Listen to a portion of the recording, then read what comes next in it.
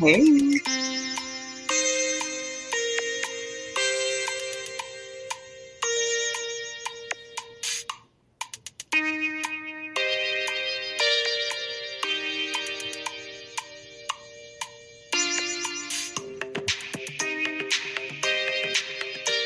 Get in here, get in here.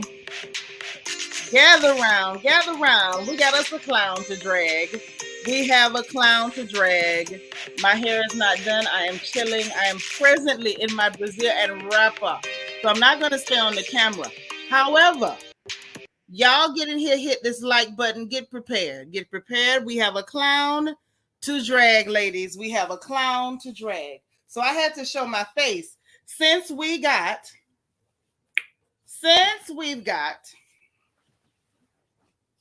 rabbit orangutans calling black women ugly, I felt like it was only fitting that I should show my face before the dragging begins. Y'all come in, get comfortable, wipe your feet on the rug, get your drink, whatever your drink of choice may be.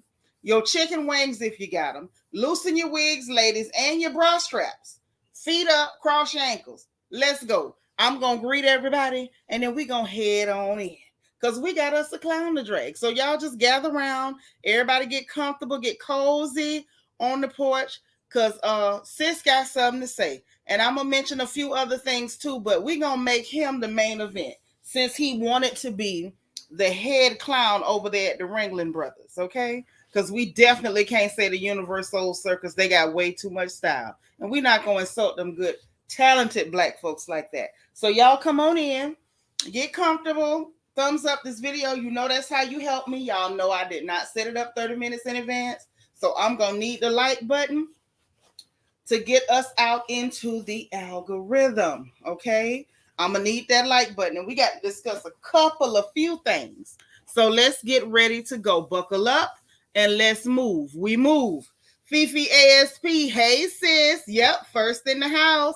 Ow. Cool gamer up in here. The beautiful Bianca Edwards is telling y'all to hit that like button too. Now she say, go on, get your drinks, kick off your shoes. Yes, we got a little dragging to do. So if you got a bad knee, tape it up. Tape up your knee, put on your knee brace, your back brace, whatever you may need, so that we can get this dragging underway. Angela Davis, hello. Yep, happy Friday Eve, honey. It's Thursday. I hope y'all did y'all random acts of kindness today, because we are not off duty. We are not. Ladies, you know I don't have to tell you. We're on duty at all times.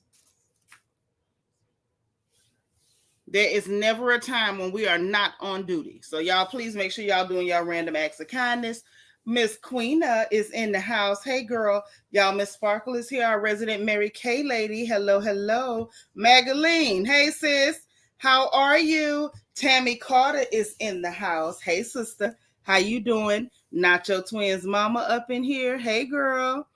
Who else we got? I just want to hurry up and greet everybody where I can get to what we got to get to.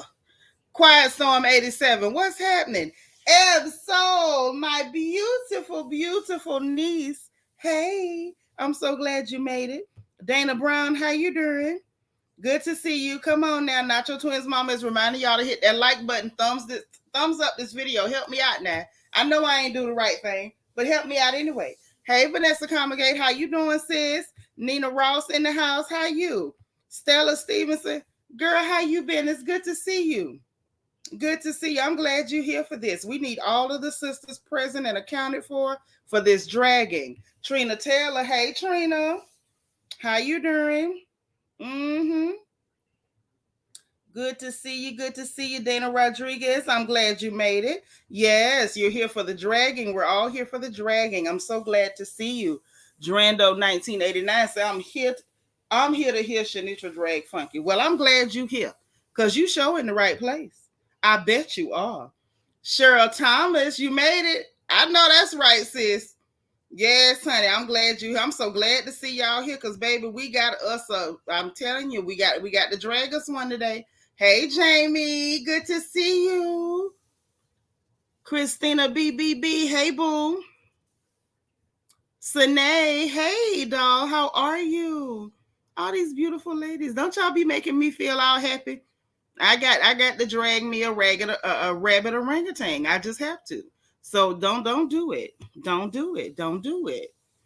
God's anointed daughter, how you doing? All right, true wisdom in the house. There go my sis Catherine Bennett. Yep, go on, snatch them wigs off, let your cornrows show, cause we got to go on do a little dragging, baby. We not gonna let this Negro make it. No. You at work, you listening? All right, all right. Hey, niece, Couture Bay, she say she here. And listen, we gonna get a couple of little, housekeeping news stories out the way, but he's gonna be the main event. And I'm gonna tell y'all how this thing gonna go. I'm gonna go ahead and be dropping the StreamYard the whole time I say what I got to say, because I want all of you to be able to just unburden your hearts. Because see, stuff like this, when such a character deems it necessary and feels as though he has the right to open his infected mouth to talk about any black woman in such a way, I know that affects us all mentally. There is mental anguish associated with baboon attacks. Okay? And because this rabbit orangutan thought it was his place to attack a black woman, I want you all to be able to vent, and it's for your mental health. Okay? So this is the right place. African Violet, how you? Good to see you. I'm glad y'all came to the right place tonight. This is where it's going to go down right here. I will not be serving chicken or slices of cake and punch, but we are serving a dragging tonight. Hey, Auntie Eva. Ashley. Hey. Yeah, we got to get some stuff out the way. Yes, we do, honey. They playing with us. Every now and then, people tend to forget that everything that they pretend to be, want to be, aspire to be, began and ended with us. Hey, Rochelle. Miss Kaiser, so say, sis, thank you so much for the super chat. Girl, we miss you too. This is my first support of the night. Thank you, sis. I'm so glad to see you. Darren Hood, hey, cuz. Good to see you. Couture Bay say she got her Vaseline, so I know she gonna have something to go ahead and put on it. I know she got something to put on it. Honeybee 22, what's happening? How you doing? Okay, so let's go ahead and get the housekeeping, the small stories, some that are not so small. However, we're going to get them out the way, and we're going to make that rabid orangutan the main event for the night. So let me go through my notebook. Y'all know your girl keeps the notebook, because we got to talk about a couple of things. Who else we got up in here? Anybody, if I miss them, y'all, please, y'all don't miss them. Everybody's welcome. Make sure everyone feels welcome in my house on this porch. No one is to feel tolerated. No one should feel disrespected. We can have differences of opinion, but nobody should get personal or start making attacks or insults. Anything like that will not be tolerated. If you feel the need to cuss, please misspell it. This ain't Sunday school. Cuss all you want to. Just spell it wrong, because we got to respect these people platform. And please, please, please feel free to join in on the dragging that will be occurring tonight. Princess Scorpio Moon, you knew? Welcome. Welcome, sis. We're glad to have you. Miss Nisi in the house. Hello, hello, hello. All right, all right. Anyone else who is new, if this is your first time over here on the porch with the royal family, please put first time live or FTL in the chat so that me or my sisters or all of us can welcome you, because everyone is welcome here. Absolutely everybody. All right? Saints, sinners, everybody in between is welcome. Okay? So now, let us go. Let's get through these stories so we can get to who we need to get to. Now, first off, y'all, I want to make sure y'all know to add Sister Halle Berry to y'all's prayer list. Apparently, Halle has been ordered to pay $8,000 per month. $8,000 per month to the clear fella she was married to in child support. Brian Patterson on the porch, thank you so much for the super chat. So I just want you to know that I love Shanitra, and all men are not stupid. Royal love. Thank you, Brian. I know it. And guess what? All you guys who are supportive and loving to your sisters, let me just say, because I know y'all got to hear it for all the scumbags. let me just say, for all of us, we appreciate you. Let me be very clear. My other half, as I like to say, the cream in my coffee, okay, the sugar on my frosted flakes, the butter on my bagel. He's not like that either, okay? I ain't saying that, at times the man can't work a nerve, but I'm just saying. But I just want to be very clear. For all of our Black men who are actually men, who are respectful, supportive, loving, who are good husbands, good fathers, good sons, good nephews, great uncles, awesome big cousins, we appreciate y'all. We love y'all.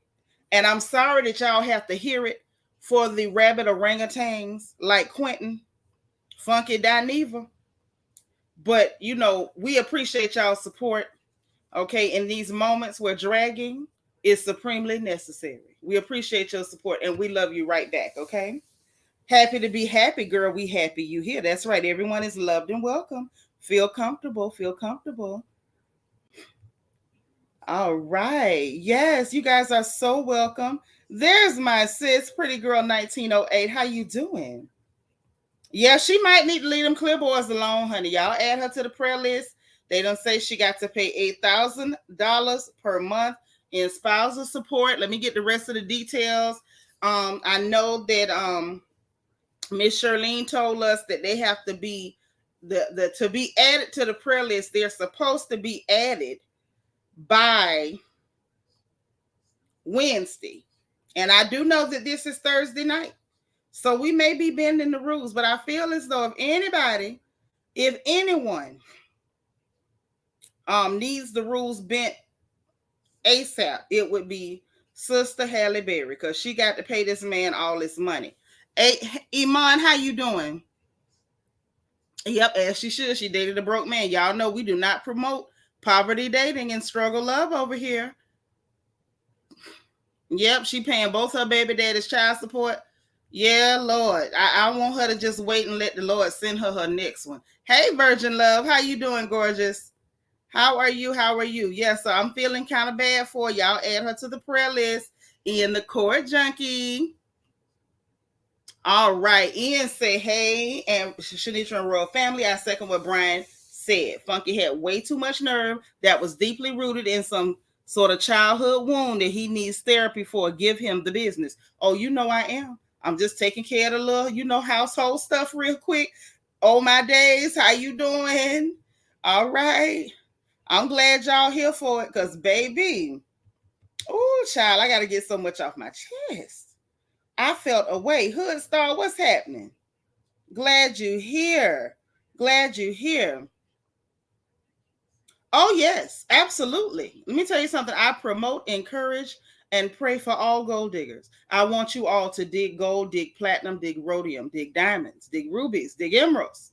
Okay, but don't dig cobalt, because we're going to talk about that up in here. Okay? The way I want to drag dummy Halle Berry giving me and her money while she dating broke. Oh, baby, you in the right place. You have absolutely landed in the right place. I can assure you that. I can. Cheryl Thomas Hughes. Thank you for the cash app, sis. She said for a punch. She said she sent a little chang-a-lang for a punch. So she want me to add a punch in to the drag. So a regular dragon ain't gonna get it. Sis say add a punch to it. Okay. See, I might have just stopped at, a slap. But my sis said to add a punch, and so I will be doing just that. So, anywho, let's get to the details of the price that she's paying for poverty, for marrying poor and dating in poverty. Hey, sweet beloved. AAE, you done slipped in the door. I know that's right. I'm glad you're here, girl. You in the right place. We need all of the feminine energy, strength, and support. From all of our sisters, because this rabbit orangutan has again tried it.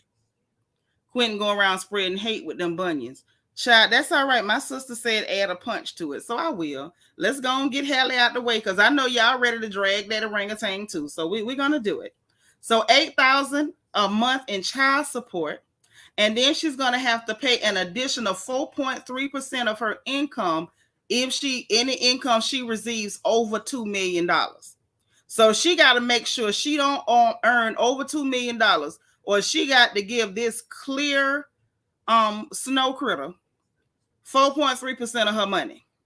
Now, all I'm going to say about that, I cannot say, is that my $T?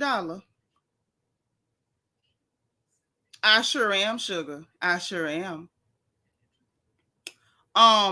This is the thing. Cheryl says she need Halle to start making these men sign hard, concrete, unbreakable prenups. He was trifling. But see, I have so much to say about that, but I want to save my energy for y'all's best friend, Quentin. Okay? For y'all's best buddy, Quentin. I feel as though they split up in 2015. Apparently, this is just what they landed at. This is crazy. So she got to pay $8,000 a month in child support. Why she not keeping her own child is what I do not understand. Hey, Daphne, I don't understand that. I said it, a snow critter. I meant just that too. Hey, Michelle Charisse, you ready? I know that's right. So I don't understand why she don't have custody of her own children, so that she ends up paying these critters child support. Okay, so $8,000 in child support, an additional 4.3% of all of her income that she gets over $2 million. She also gonna pay the son's tuition to the private school, all his extracurricular activity. Well, what the hell is the daddy gonna be doing? All his medical and health insurance, and uninsured expenses. And she gonna have the baby half part of the time. So Monday through Wednesday, he gonna be with her. And then Friday, Saturday, Sunday, Friday, Saturday, and Thursday, Friday, Saturday, Sunday, he gonna be with the daddy. A little Maceo. Now, what I'm not understanding is, if she gonna have the baby half the time, so she got 3 days, he got 4. So because he got 4 days and she got 3, she got to give him $8,000. That don't even make no sense. But see, this right here, ladies, sisters, nieces, is why I keep telling y'all, if that man ain't on your level, leave him alone. Ain't no, oh, don't be chasing a bag. You better be. You see what happens when you don't chase a bag? You see what happened when you pull that, well, love is more important, you a lie, and 7 sacks of bull crap. Don't do it. You see what happened to her? She got enough money where she can afford to be stupid, and she probably won't feel it. If it happened to one of y'all, you're going to feel it. Do not be stupid. If you went, let me just make it clear before I move to the next story, okay? If you taken your time to go to school, get an education, get a good job, prepare yourself in whatever way you did, and you meet someone who has done none of the above, this person is working down to the county office, and they doing all right. And yeah, he show up every day and take a bath and brush his teeth. That's great. Ain't nobody patting you on the back for no participation ribbon. You're only doing the bare minimum that every adult is supposed to do. Black women, you are excelling. You are exceeding. You are the success story of this country. Honey, you are the American dream. That's why everybody is jealous. That's why everybody is mad at you. Don't you dare go reach down in the bottom of the barrel, scraping the alleys and the gutters and behind trash cans, talking about you looking for love. Guess what? Let me tell you a secret. Hey, Yolanda Franklin, I'm gonna tell y'all a secret, and I'm move on, because we still have an orangutan to drag. If you do not associate yourself with such men, could you ever fall in love? Could you fall in love with somebody you didn't speak to? That's all I'm asking. I'm too old to mince words. When people start talking that you can't help who you love, you a lie. You a lie. If you didn't let Brokey McBrokerstein take you out for coffee, you could have never fell for any of his charms. It never should have happened. Never should have happened. Stop doing it. If that man is not up to your level, levels matter. If he's not your class, respect yourself, okay? I'm not saying you can't invite this person to church or give them a Bible tract or drop off a bag of groceries or something. I'm not saying go around kicking poor people. But please, my daughters, my nieces, my sisters, Do not date them, huh? And God forbid, don't go making children. Did it? Come on. I'm going to leave it alone. But y'all add Halle to the prayer list, okay? Y'all add Halle to the prayer list. She was over there messing around with Brokey McBrokerstein, and now she's paying 8 racks a month and all the child's care while having shared custody. Couture Bay say, respect yourself, like Auntie said. That's right. Respect yourself now. Respect yourself. Nonsense. You got people on platforms like RHOA trying to shame the likes of a Marlo and a Portia for chasing a bag. You can't shame me for saying I don't want to eat pottage meat and soda crackers. You's a lie. You can't shame me for saying I want for saying I don't want to go out there and work as hard as 10 men to come up short and trip over potholes in my own driveway. Nonsense. Y'all listen, why respect yourself? That's all I'm saying. Respect yourself. Okay. Moving on to the next story. Because I'm trying to and as far as Halle Berry goes, Halle even got some strange support. Strange support. Like her situation is so dire. Her situation is so dire. It's so dire. It's so bad. She's getting support from strange places. They are very strange people offering support to Sister Berry in this hour. Y'all, she got support from people like Safari, Lord. Safari?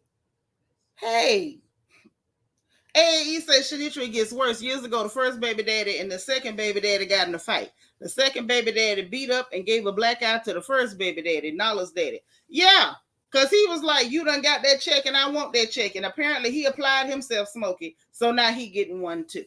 Safari offers support to Halle Berry by posting, a man getting child support is crazy. He might as well put on a dress. While I do agree, it's just such a strange place. It's such a strange place to be getting support from. It's such a strange place. Oh my God. Such an odd, strange place. Strange.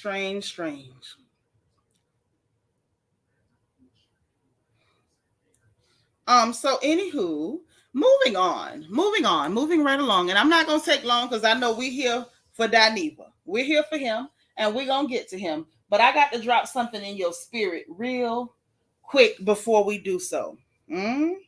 Real quick. And I know some of y'all might not like this. I hope it's not many. I hope I don't have a whole lot of sleeping folks on my porch. But those of you who are sleeping and buying into the green energy bullcrap, this one's for you. So we got a problem. These other snow critters running around touting green energy, this green energy, that, blocking oil leases so no oil can be produced in this country. All of it has to be brought in from elsewhere while pissing off simultaneously the people who we have to get the oil from. Hey, DV, artificially driving up gas prices, and we can't afford that because they done already tried their best to put us all in the poorhouse if we gonna really keep it real.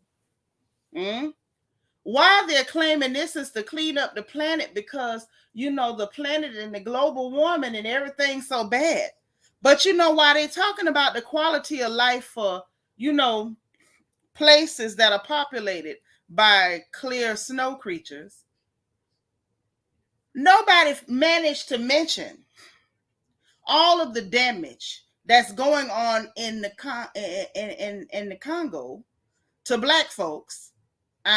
People that look like us. That's why I put them on the thumbnail. Those beautiful little Black babies that are being forced to crawl into holes in the ground to dig out with their hands cobalt that is needed for electric cars and laptops and cell phones and iPads and anything at all that needs a lithium-ion battery. So while they screaming green energy, they forgot to tell you that it's powered by Black blood that's got to dig out that cobalt. The fact that they got these mining companies that have swallowed up areas of land in the Congo as big as London. And I'm not exaggerating one iota. They forgot to mention the human rights that are violated. They forgot to mention the militia and violent tactics used to intimidate and bully these locals into working in these mines, crawling in the ground, where these tunnels collapse and trap these people under the ground, burying them alive. Hey, Tasha Jones, they forget to mention about the slave labor that they forcing these people in the holes for $2 and $3 a goddamn day. All the toxic contamination to the ground. The farmers can't farm. The water ain't fit. And they don't mention that 3/4 of the world's cobalt is coming from the Congo. Green energy, my black behind. They're yelling green energy, and they don't give a dang about the black blood that it's costing. And it pissed me off. Don't worry, I ain't gonna go too deep, but I just wanted y'all to know.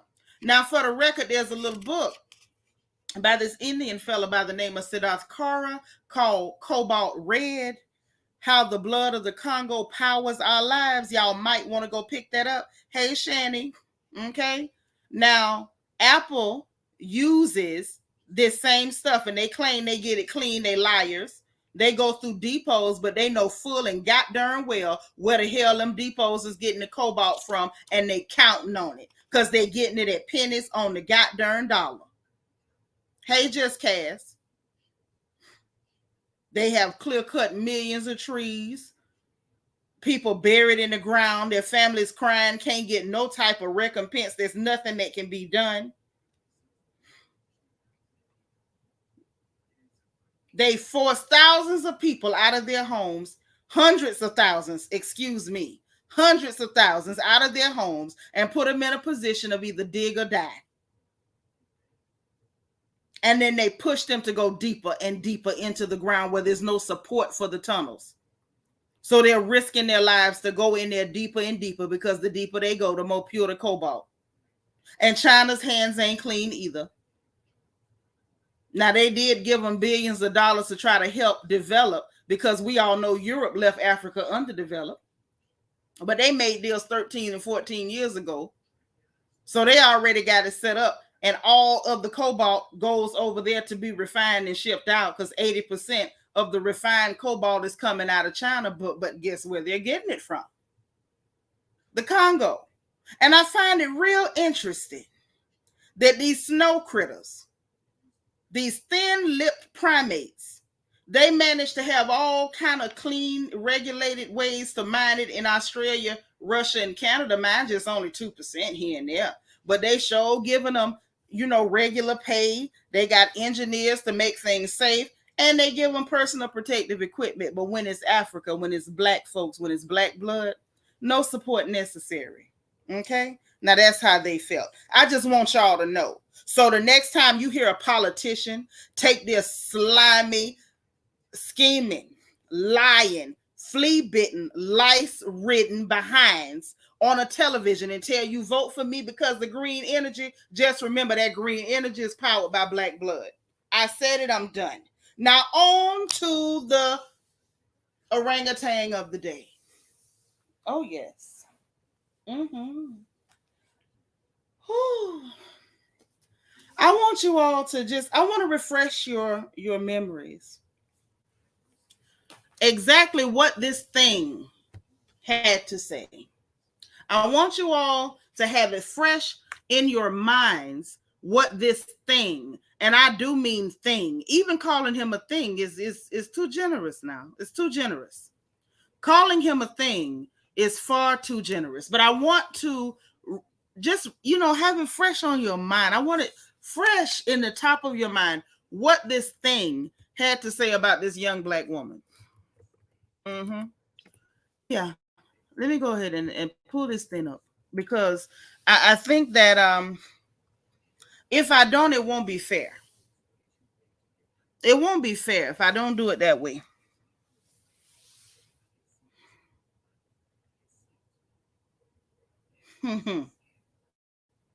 Mm-mm-mm. Oh my. Oh my. My.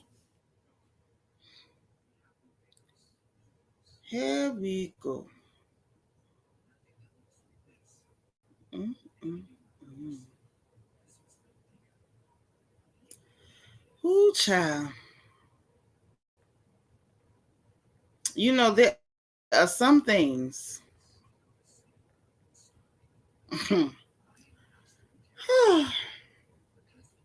I'm just exasperated. I'm exasperated. But that's all right. Let's go ahead and share the screen. Hey, Red Label.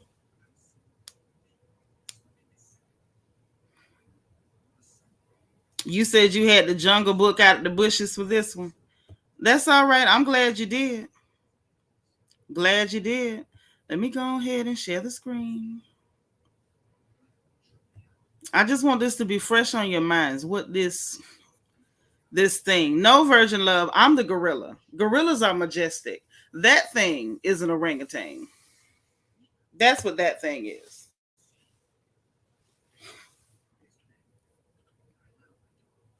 Let me make sure the screen is up and everyone can see it before I start talking. Yeah, we could never honor him by calling him a gorilla. Me, I am the Ozodimba, okay? I'm the gorilla. I could never honor him by calling him a gorilla. Mm-mm. He's not strong enough, powerful enough, beautiful enough. He could never. Never. But let's go ahead and refresh our memories, shall we? Let's go. And I know the stories about Haley. I can officially say I don't like her. Chloe Bailey is so goddamn lame to me. First of all, girl, you are Miss Preppy Ashley from the suburbs. Then you came out, you was being all promiscuous and shit, and then now you trying to be a gangster. None of it is fucking believable, girl. None of it is believable. And I'm probably gonna catch a lot of backlash for this. And without that makeup, she ain't cute. She should have never showed up on that camera with that fat ass face without no makeup. She ain't cute. You're not believable. You're so goddamn inauthentic. That's why your shit ain't selling. All right, that's number one. The girl is clearly pregnant. You really wanted to shut shit down. All you had to do the next day was be like, child, y'all need to stop playing. Pregnant where? And I know the stories about Haley. So I shut the sound off because the first thing before I even get into what this niglet had to say, I want y'all to watch him without the sound. Now the first problem with everything that's going on here, someone please, for the love of God, explain to me how the hell this niglet gaining weight only in his head and his neck. Look at the size of his head and the size of his shoulders. As it is, it looks like he stole the body of an 11-year-old and put a grown man's head on it. Okay? But that's what happens. That's what happens when you're sickly. And that's what I heard about him. I don't know if it's true, but I heard he's sickly and I believe it. You see, he's sitting up here with these little tiny arms looking like a Muppet. You know how they had a Muppet's hands on them sticks? When he stuck his hand up there with that phone just now, I was looking to see if somebody was holding that hand up with a goddamn stick. Okay? Now, mind you,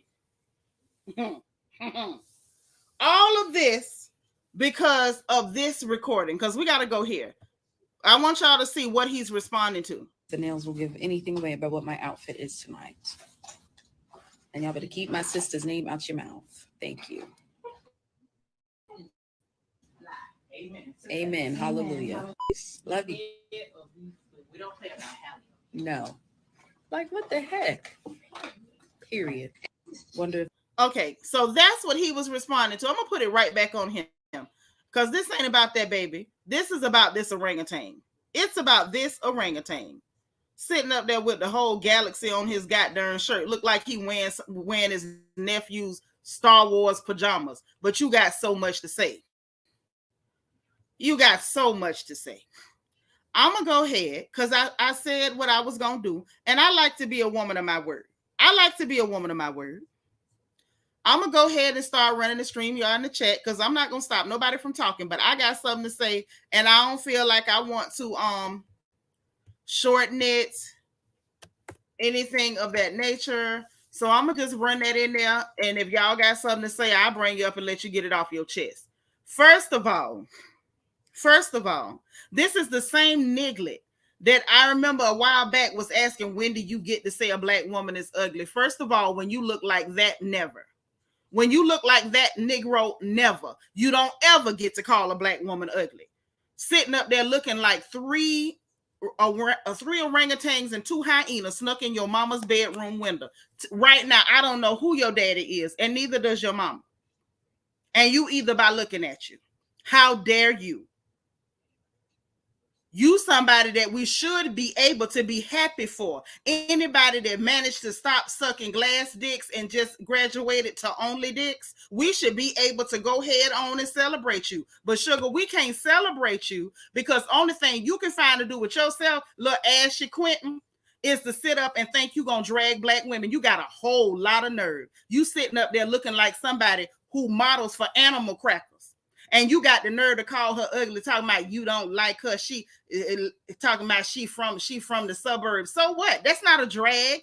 Every black girl don't have to be from the ghetto. Just because you from the ghetto with your little ashy, dirty self. Mr. I suck dicks behind garbage cans at the Essence Festival. Just because that's your story, everybody don't have to be from the ghetto. So saying that girl is from the suburbs is not a drag, hun. She wasn't acting like a gangster. She said, keep her sister's name out your mouth. And she still sounded very much suburban to me. The problem is, it's giving jealousy. It's giving jealousy. You mad because she over there looking healthy and you looking like somebody need to swab your mouth and take a blood sample. But I'm going to pause and I yield to Kai. Kai, what you got for this? Oh, God, I done caught you in. Oh, Jesus. Oh, no, Nitra's here tonight. Florida Nitra's in the house. But go ahead. Okay. To me, it was it was really interesting that it felt like he was waiting for the moment. Like, oh, I'm going to get in trouble for this. And it turned out more about the sister who doesn't have the pregnancy question, which in this day and age, it's very irritating that we are like having these like large discussions about people being pregnant, especially like Black young women and women. Like, we just need to like let it be. When they come out, it comes out. But instead that it turned into this whole diatribe about who she is as a person and like the whole gangster thing. It was just, and like some people, I'm happy that we are transitioning out of this approach, especially when it comes to Black people, of us not being like, I sound the way I sound. And I feel like I would get irritated with people telling me I can't say or stand up for myself and or someone I care about because I'm trying to act gangster when today popular culture is Black language. Like, keep my sister's name out your mouth. Those are not gangster terms anymore. That is Black vernacular. Like what are we doing here where nowadays common phrases are now people are trying to purport themselves to be someone else? All, that girl ain't said nothing that made her sound like she was trying to be no gangster. Yes. Pretty Girl 1908 says somebody said he back on the powder allegedly. First off, Pretty Girl. First off, sis, if he's on powder, it's an upgrade because that is a crackhead. Quentin's was smoking the rocks. He was smoking that hard. He was on them Brillos. He was on that glass dick. So if he done upgraded the powder, then baby, that's an upgrade. Because that right there is a certified Overtown crackhead from Miami-Dade County. Now that's what that is. And if he's on powder, I want him to snort a little bit faster. Because how the hell your body's still on crack and your head done moved on to hamburgers? But go ahead. So yeah, it was really irritating. Some people are like, oh, he didn't say ugly, but we're also not going to pretend like he didn't say with a fat face to imply ugliness in the first place. And he did say like she's not cute. And I'm just kind of like, sir, this has nothing to do with the topic. But my problem is, how can somebody who looks like a 3-day-old turd call any Black woman not cute, ugly, fat face, whatever? First of all, let's be very clear. When people are youthful, their faces are rounded. They have yes, we love a youthful face. I'm very round. It's a sign of youth, which he wouldn't know because he smoked his youth away. And dare I say, had it not been for Michelle Brown, he probably still would have been in Miami smoking the rest of his life away. He wouldn't know what it looks like to be healthy and young because he spent his young sucking on glass dicks. But go ahead. You are really in the Florida spirit tonight. I feel you. It has been a history of him him trying to justify a critique of a Black woman based on their looks. It has been also a history of trying to, like, I've seen him do it before with Candace and some other Black women, of like, because they don't quote unquote come from the hood, that they shouldn't be speaking the way that they're speaking, or like in trying to defend themselves.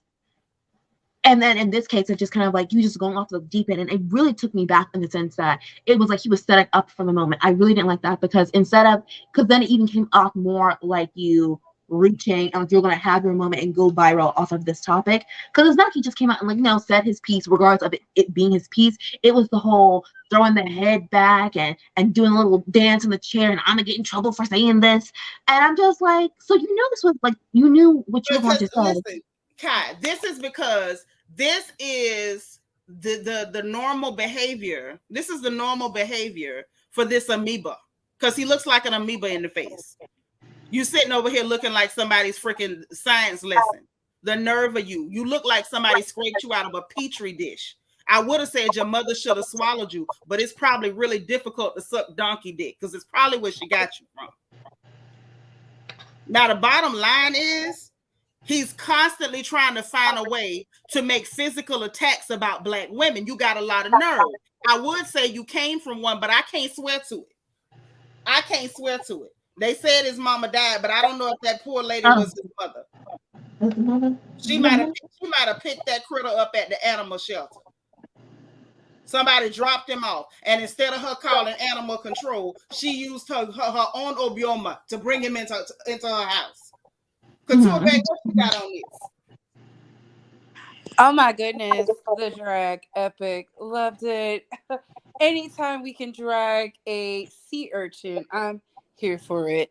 Honestly, I felt like when I saw it yesterday, I saw it last night, to be honest, when I was sipping a little adult beverage.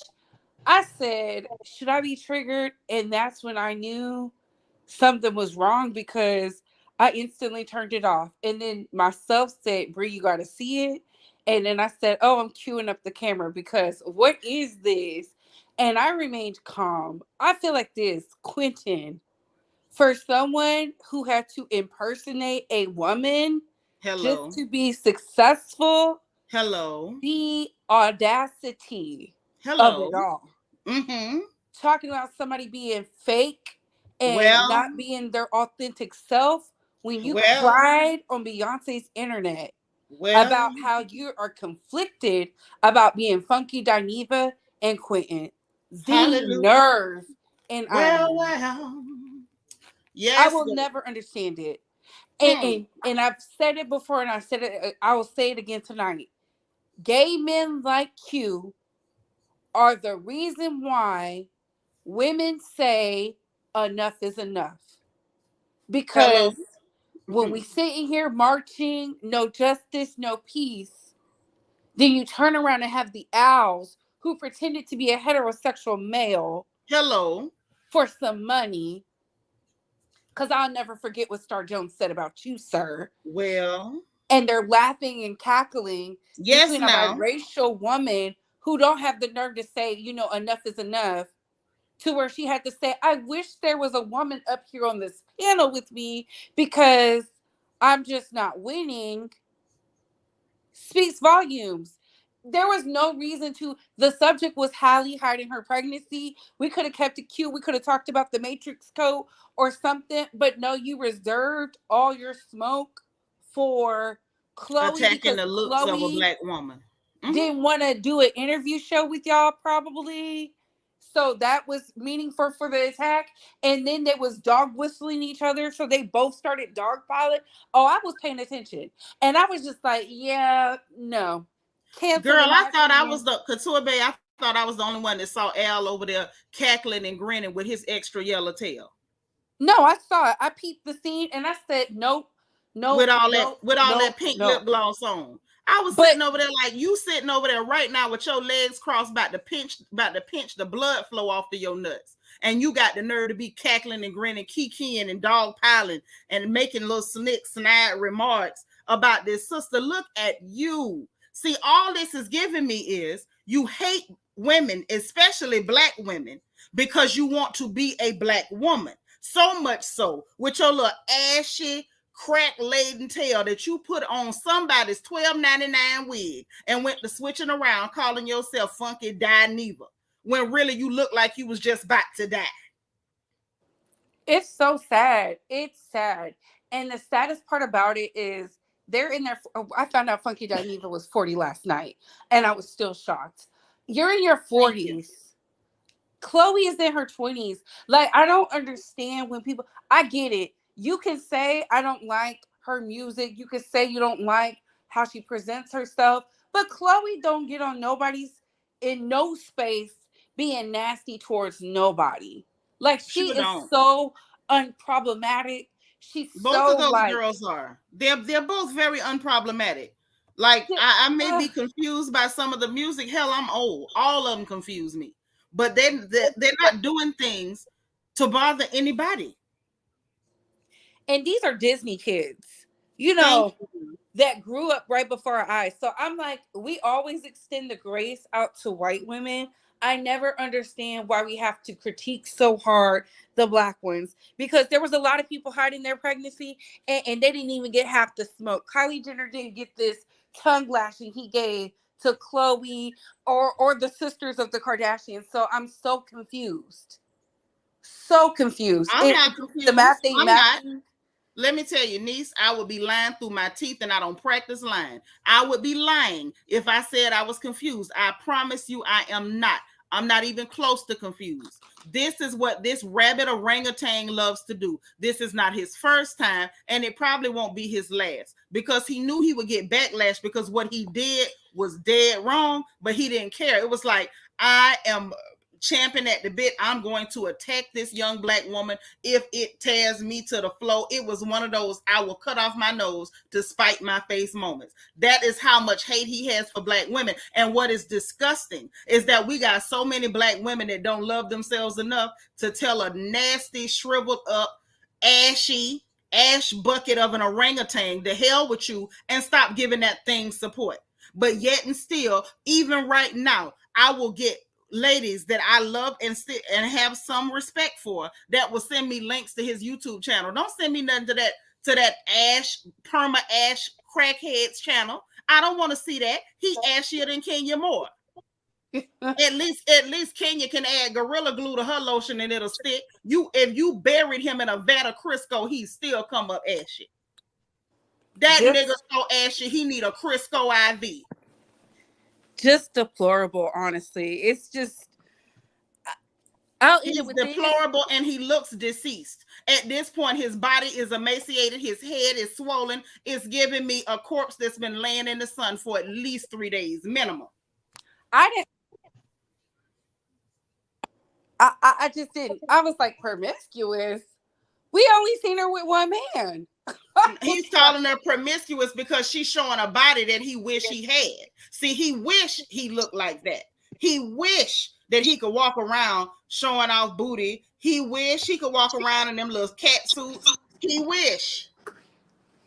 That Negro is sitting up eating a wish sandwich. That's why he's so nasty toward Black women, because baby, we everything he want to be. It's the same thing I told y'all the other day about them fresh and fit characters. Amaru Foodle and them. These people have literally ganged up together. Voltron Force activate, all because Black women send them into a head spin and a tizzy. And I got news for them, baby. When God made Black women, he was just showing out, and we ain't going no goddamn well. If you want to keep existing, baby, we gonna always be here. What you better hope is that sisters don't start hitting the eject button every time they find out it's a boy. Hey, Star, how you? I'm good, everyone. I just wanted to say hello to everyone. I've been a member, or basically been on the front porch with you guys for a little under a year. All right. And I had to just comment on this because years ago, YouTube had, for whatever reason, Funky Dineva, he was in my mentions, and I was just like, why is this man with a beard and a wig showing up in my recommended search? You know, I never heard of him before. But I got familiar with his platform, and then I do enjoy watching, what's the show they're all on? Al with Claudia, TGIF Fridays or whatever it is. Mm-hmm. You know it's bad when Claudia was the only one defending both Chloe and Haley, and on top of that, usually Al will champion Black women. I've never heard Al say anything derogatory about Black women, but I was like, okay, I don't need to subscribe to Foxhole anymore because I'm not gonna pay, whatever attention. I'm not gonna give likes. I'm not going to entertain platforms where they allow this man to constantly go in. And people would say in his comments before on his own channel, you hate Black women. And I never really saw that, but I don't watch his channel like that. And I was like, why is this seem so personal? She's a beautiful young girl. And That's why it's personal. You look like, he looks like a voodoo doll gone wrong. And yes. the reason his head is so fat is because, since he's been making his rounds and getting his money off of Fox Soul, he likes to get his Botox. But I didn't realize he was a full-blown fiend out here. I know he has. Yes, he was on Crack Rock. You remember that song, Your Mama on Crack Rock? Yes, it was him. He was on it. He was on it. I didn't know that. That's a whole rock. Back in the day, we used to call them rock stars, crack monsters, jugs. I had no idea. Now he would say on the show on TGI Friday with Al and Claudia that back in the day, he was into the powder, but he wasn't into no powder. That broke coon was snort. He wasn't snorting no powder. He couldn't afford no powder. Wow, he is younger than me. Smoking that hard. Let me say this: there was powder used in the making of the crack. There was powder in the pot with the baking soda. There was powder. Somebody dropped that powder in there before they started flicking the wrist. Lord. Before the powder was in there before it locked up. Before it got cut into cookies and slabs. Let me shut up for somebody to go try to look me up again, because you know how they act with me. They hate that I'm a little too authentic, a little too real, and I'm a little too Florida. I don't know what happened to Jai. I guess she lost her signal. Y'all talk till she come back. My thing is, and it's always going to be like this, I don't have a problem with men speaking on women. It's the blatant disrespect. That was just disrespectful. I don't and to see content creators who sit up on the internet and talk about the patriarchy and stuff like that, make excuses for a 40-year-old man attacking a girl that's young enough to be his child. Just, it's so weird to me. And that's why I always said, like, you can really tell how people truly feel when situations like this happens.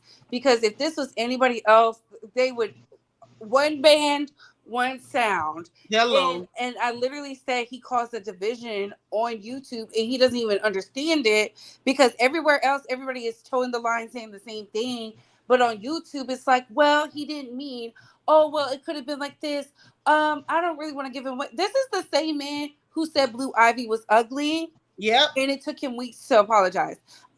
It's always a black woman or a black girl. So because they see us as acceptable victims.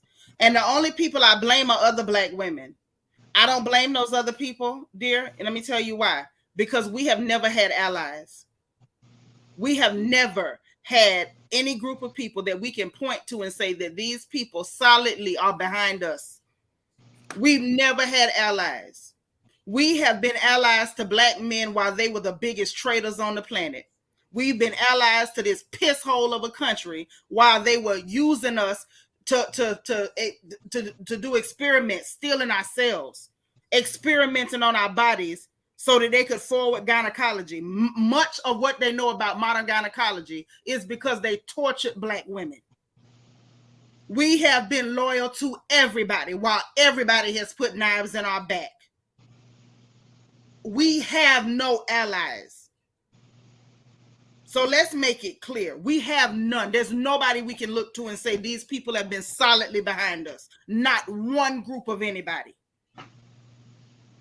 The only people I blame for that rancid piece of afterbirth, Quentin, is black women, because black women supported him. Black women watched his channel. Black women gave him the money for his crack. And look how he's doing.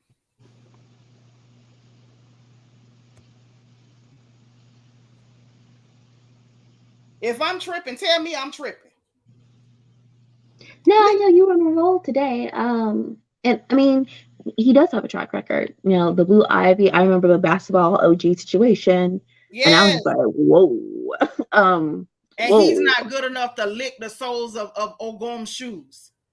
Yeah, and also it's always interesting watching him toe this line of like trying to act like he wants more for the black community. But when you have like, you know, a suburban girly like a Chloe, a Halle, a Candace, or whoever else, and they're doing something, oh, why you pretend to be like this and da da da da da. It's like you're waiting for the moment. First of all, he can't speak for the black community, Kai. He's a part of the crack community. That's a different one. Okay. I mean, now the crack community probably don't like so yes, in the suburbs, yes, he has said it you know, himself. in the suburbs they snort powder. You know, on the powder. The crack community is his community. That's the problem. Mm-hmm. And so it's like I think I was always on YouTube as a younger person, but I was usually like, no, fashion and stuff like that. And when I started getting into like the show reviews, I remember he popped up through Basketball Wives, and I think that season I caught, you know, the OG situation. I was like, oh no, and I had to, you know, remove him from my algorithm, thank the Lord. And I think Jay, I'm now sorry, Couture Bay, I don't know who else is saying it.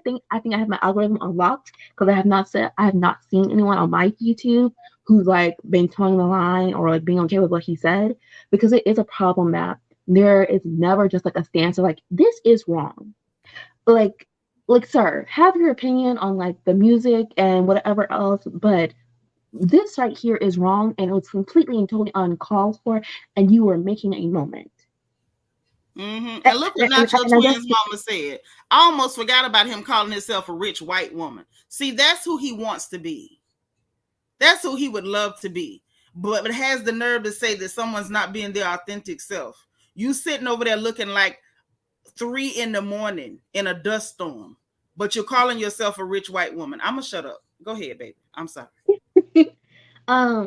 Yeah, it's just it. And as Neil Couture was saying, I was thinking about that earlier. Just kind of like, you're on TGIF and your moniker for your social media is still Miss Funky Dineva.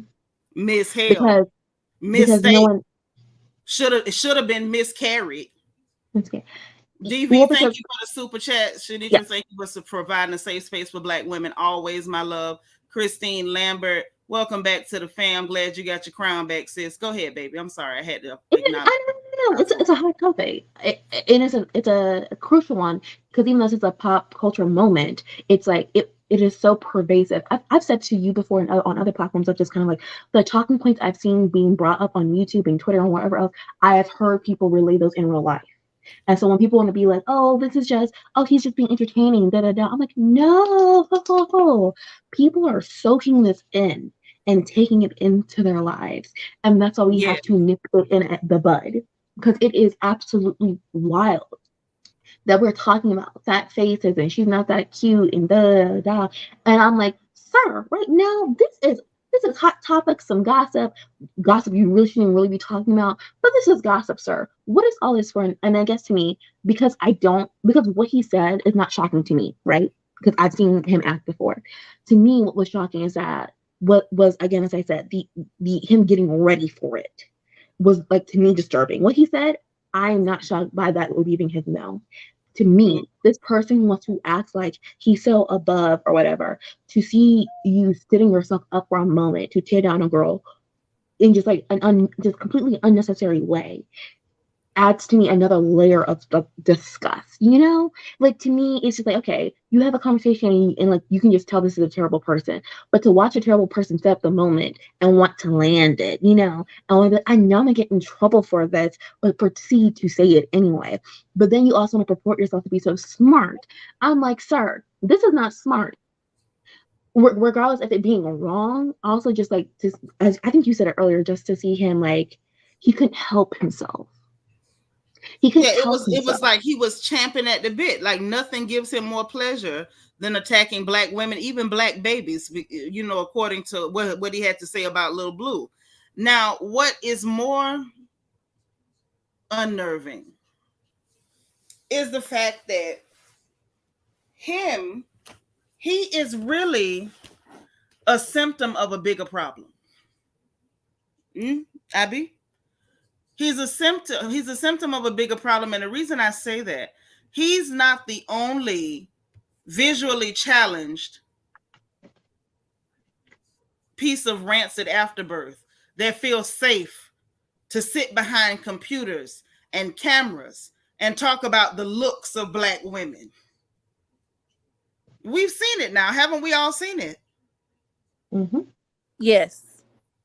They will look like academics and have huge pendulous breasts with no sports bra, sweat rings under their titties. They don't even know how to use dust and powder. Thank you for the super stickers, Christine Lambert. He's sitting up there. His head is like a lady size 18 and his body's like a size 2.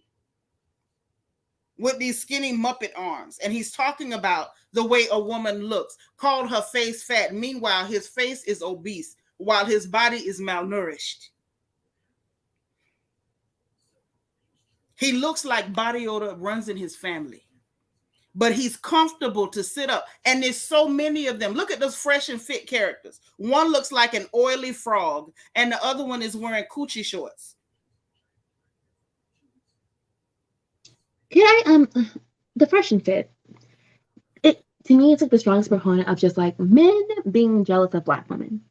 But that's what I'm telling you. This is all a result of the same thing. My biggest problem, why he grinds my gears so much more than Amru Foodle and his oily frog-looking friend, is because black women are his demographic. Black women have been his bread and butter. Black women have been his supporters. It was a black woman that helped him get out of the projects of Miami smoking crack. And to my understanding, he stole from her and tore up a house and even stole a washer and dryer and then talked about her for it. That's my issue with Quentin the crackhead. You literally live off the breast and nipples of black women while trying to drag them. Anybody will get everything you eat came from black women, still coming from black women. He should be very quiet. As a matter of fact, as much of a loser as he's been, this Negro should be speaking in American Sign Language. We shouldn't even know what his voice sounds like. Hey, Deborah Harris. He really vexes me. My bad, boo. I'm sorry. I need to control myself. Cheryl says his cash flow will never, ever match up to the women he's attacking. His jealousy is very toxic. Absolutely. You get a few more y'all comments. Girl, we happy to have you back. Cheryl, what you say? He looks like his breath smells even through the camera. Child, it's got a stink. You can't smoke that much crack and still have saliva left. It ain't possible. Yes, the man looks like an oily frog. I stand by it. I said it. I mean it. I'm sorry. That man really vexes me. I'm not kidding. He really vexes me.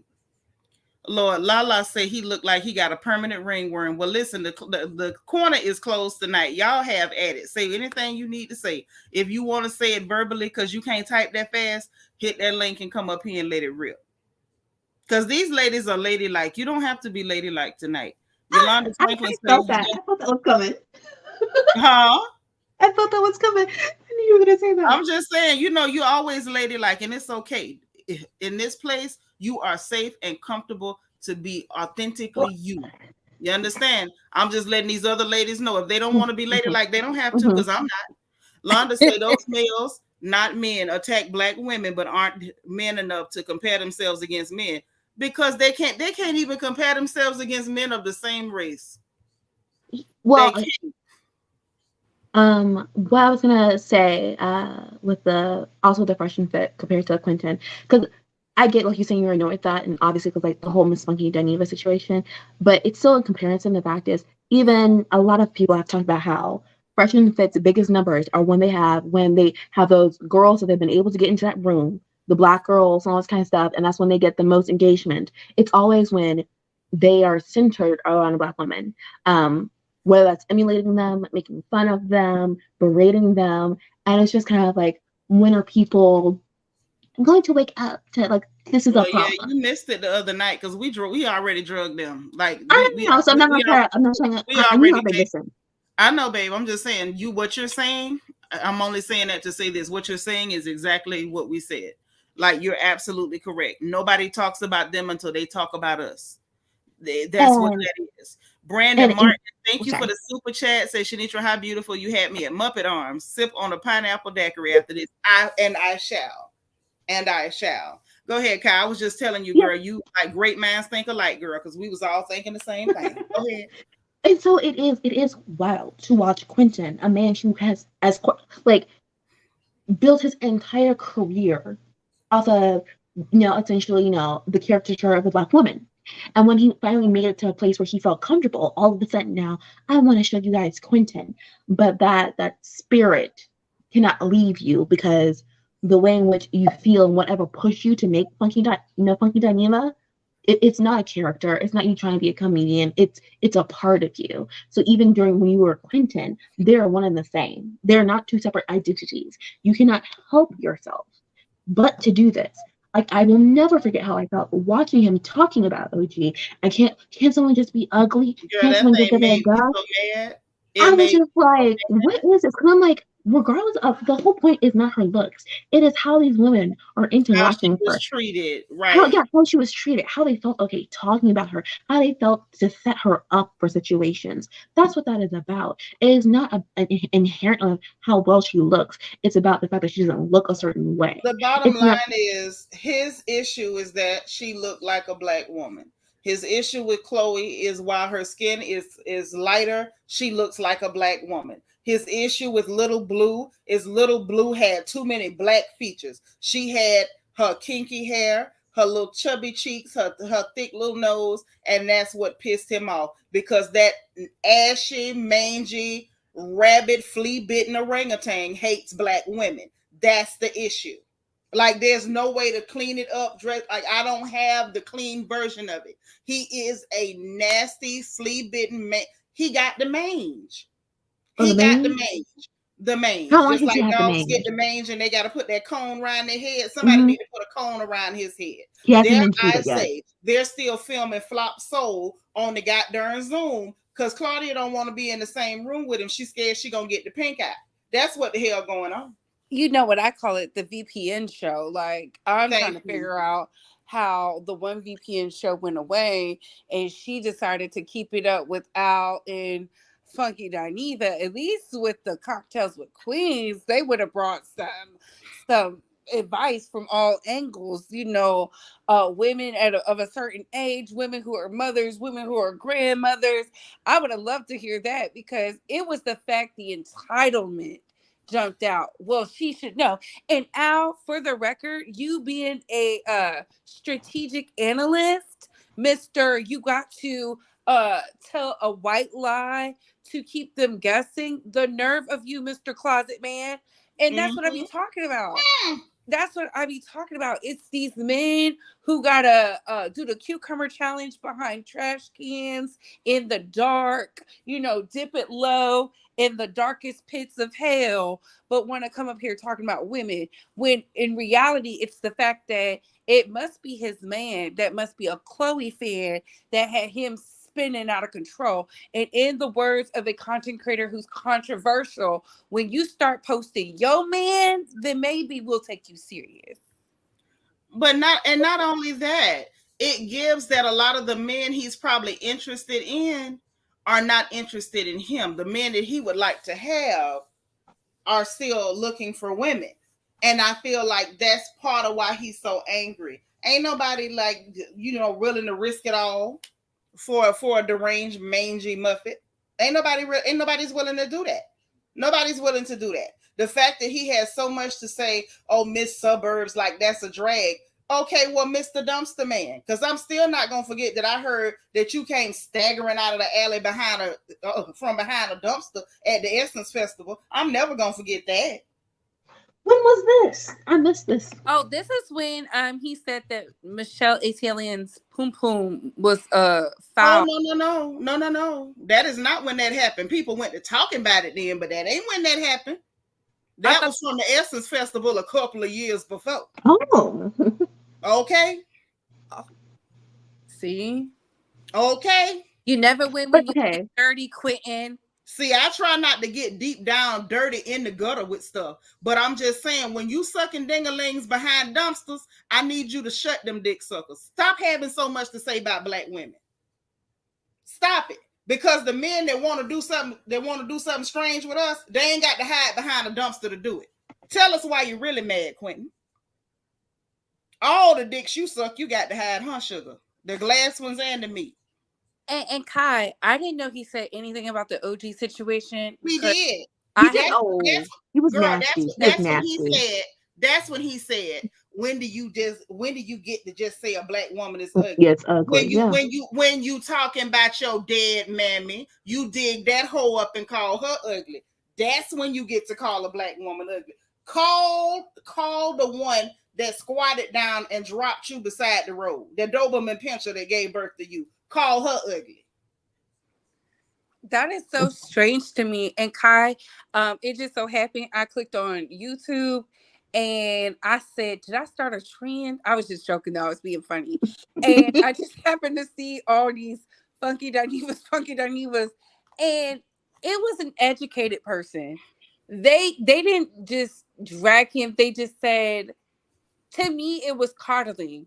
Because if you can let me phrase it right. If you can call out women on their ish and the things that we do as women and accountability, I expect the same for him. I don't want to hear that's your fave. I don't want to hear you support. Why do I need to hear that? I don't care about that. Okay. Like I think I know what you're talking about, but I feel you on this one. I'm kind of like, I feel you in this situation. Because again, as I said, to me, there is no coddling when you see the man get himself ready for it. Like exactly. He was. I don't understand he why said anybody get dragged. I don't understand why anybody would expect us to coddle him. Like at this point, this nignog has been problematic for too long. This niglet has apparently had a thing for black women for too long. All the while you using black women to eat it. Black women right now, tomorrow say, Negro, you cancel. You're going to be right back down there in Miami, scraping change out your ashtray, trying to buy your next hit. Because let's talk about that. Like he went on Sister Circle. I know that was a whole issue of people being upset that he was there with Sister Circle. You have TGIF because of Claudia, Irish woman, but you still got it because of a woman. Everything you're able to move away. I say, yep, I was agreeing. Everything because of a woman. Yeah, you're able to move away from YouTube and do whatever you want to do and come back whenever you want to because of women, because of opportunities women have given you. Kai, don't skip around. He was only able to make it on YouTube because of a woman. A woman, yeah. And so it's just kind of like, again, from when I was, because before I didn't catch the Blue Live thing. Again, when I was able to experience him, when I tell you the OG thing threw me for a loop, and I'm just like, sir, there are videos of you like dressing up as a woman, acting all belligerent and all this kind of stuff. Like how are you here? And obviously we know how he is here, but it's just like the audacity of it. And every step that you've been able to take to make the life that you want to make, which so many black women don't get the chance to do, has been off of the backs of black women. It's true. But what bothers me the most now? What bothers me the most, hey Leah, is that thing looked in a mirror and still was comfortable saying that a woman was not cute. After looking in the mirror, after looking at himself very well, he was still comfortable to say that this young black woman wasn't cute. After looking in the mirror, you're not understanding. He looked in the mirror, y'all. He knew what he looked like. He saw his eyes, what he looked like. He's sitting up there right now. The whites of his eyes are a dingy shade of yellow. And you have the strength and the temerity to say that this young black woman isn't cute. Without makeup, she ain't cute. Well, where is your makeup? If you're wearing it, I beg, put on more. This is also from a man who says he dresses Old Navy, like he's very Humpty Dumpty. So I'm just like, it's just like it's always something, because he will also be the person like, oh my god, the nails and the weave and the, like, it's too much, right? So now the girl's on the internet defending her sister with no makeup on, and now you're not cute without makeup. But it's just it's too much for me now. It's too much because we've seen him with makeup. It didn't help. He needed more. Child, the only reason he stopped wearing the makeup is because he wanted to be taken serious, and nobody takes him serious. And this is where I have to give Michelle Etienne her flowers. I said, Please don't say her name over here. Oh, my bad. Well, that lady. That lady. I have to give her thing, though. She did come with the receipts. She did. And that's... Don't get me wrong, Couture Bay. She didn't lie on him. He did everything she said he did to her. And then beat her getting mad and talked about her. Because that's his behavior with women. He needs women. He needs black women. And then he's very traitorous toward black women. And that's his behavior. Even worse. It's so... And this is how I know he's a horrible person. You couldn't stay friends with Marlo. You couldn't stay friends with Quad. You couldn't stay friends with the content creator. You couldn't stay friends with nobody. I doubt he's friends with Heavenly. So it's just like you go and just... It's always him. And he's the common denominator in every situation. It is always him. He even ran Natasha K when he wanted to attack the other lady. Okay? And then him and her fell out. It's always him. He is the common denominator. And he is the common denominator because he is typical. He's so very typical, so common. He's an ash snake, just an ashy snake. Now, if Chloe would have got on the internet and said, where's that washer and dryer, he would have lost his mind. He would have. Because listen, the world would like to know. Now, I don't talk about that, that person on my channel, because fair is fair. However, I would love to know where the wash and dry at. And that's just one of the things you stole. Because last I heard, crackheads steal all the time. You're taking a hell of a chance allowing a crackhead in your house. If he walked in my door, I'd have made him stand at the front and clap.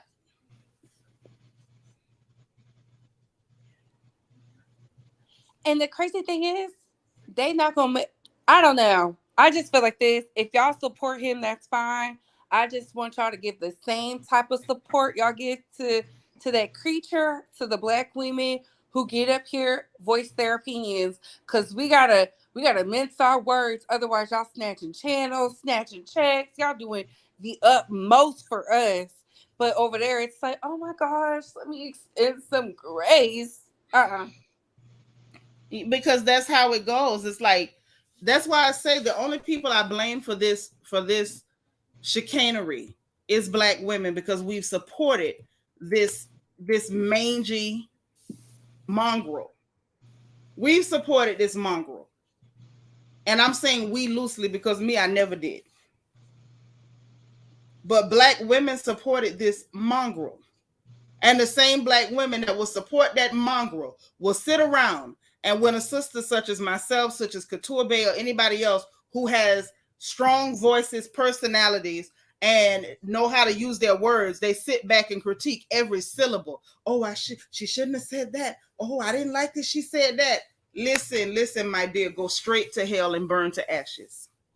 If you support that and you're critiquing other black women, you're critiquing and checking and tone policing your sisters, but you're supporting that mangy, flea-bitten mongrel, go directly to hell and burn to ashes.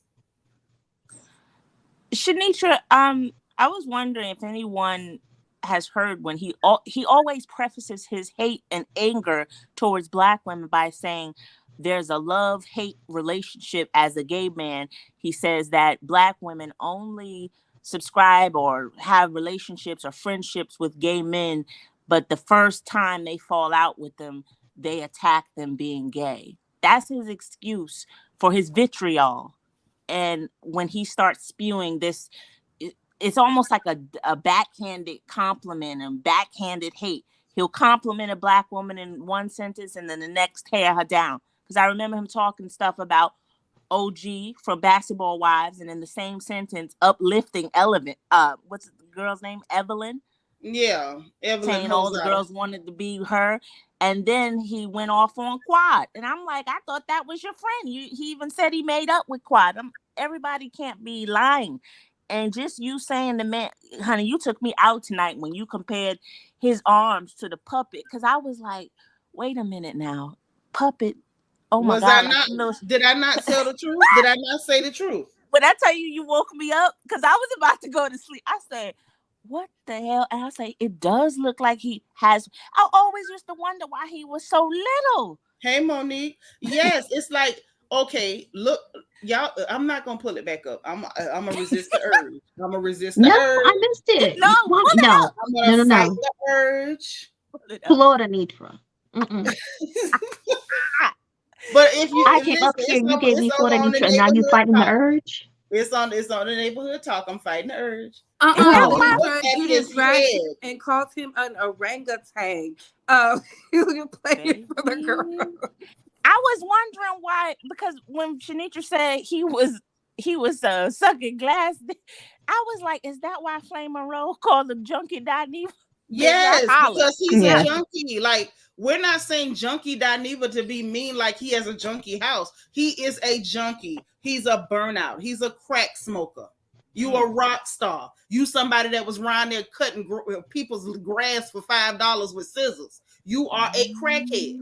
I should call him right now and see if I can get some soap powder on discount. Oh my God.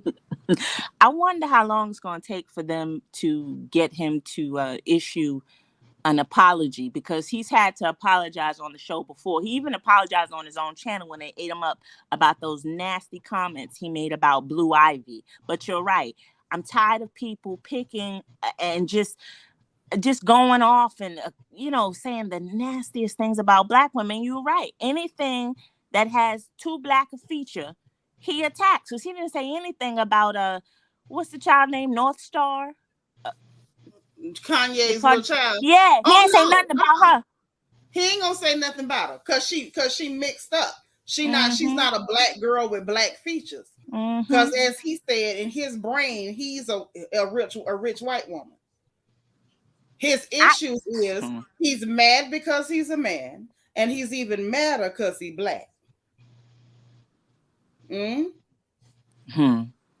That's what he's mad about. Tell the world why you're really mad. I can't believe y'all said that was going on. I didn't realize when he said he was behind dumpsters, this was taking place at the Essence Festival. They did the Essence Festival, and them people said that he came stumbling out from the dumpster arranging his clothes. Now, that's what the people said.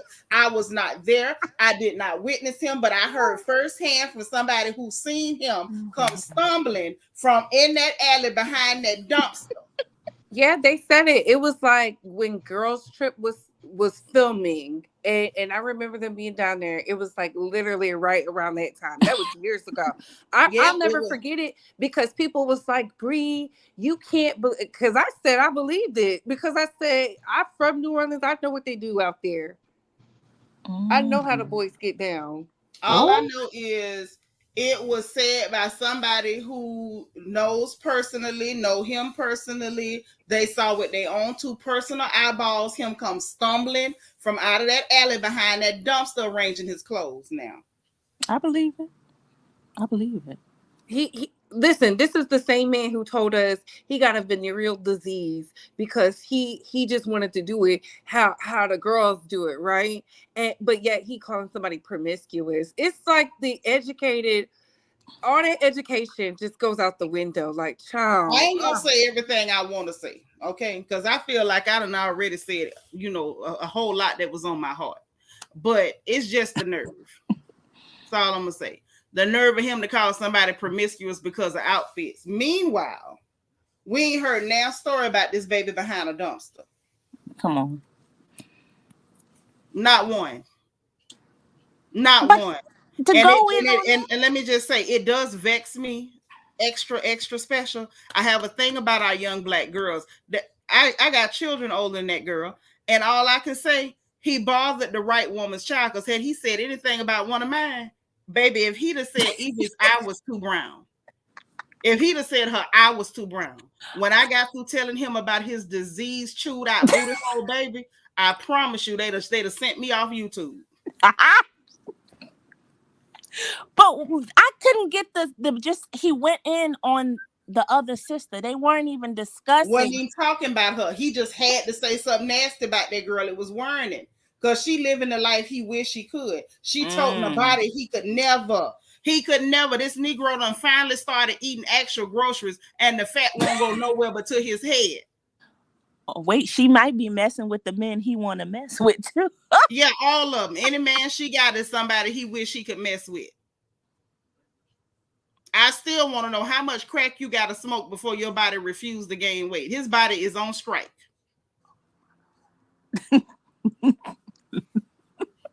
Sitting up there, what he better do is go on a diet for his head pop. His scalp gonna start leaking. He can't afford to go on no diet. By the looks of his head, by the head, he better. By the head, that's Botox, Nitra. That's Botox. That ain't no Botox. Ain't no Botox roll up your whole head and neck.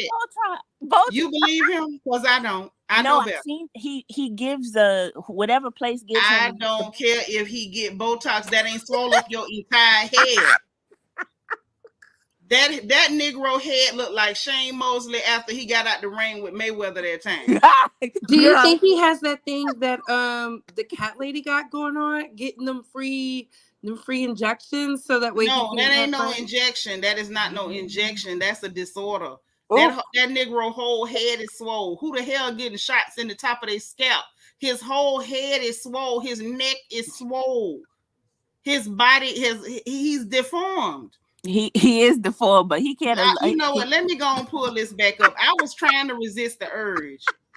I was trying to resist. Give in. Don't resist, because his body can't allow. He can't allow his body go on strike no longer, because he already. Shakira say the hips don't lie. His body didn't lie.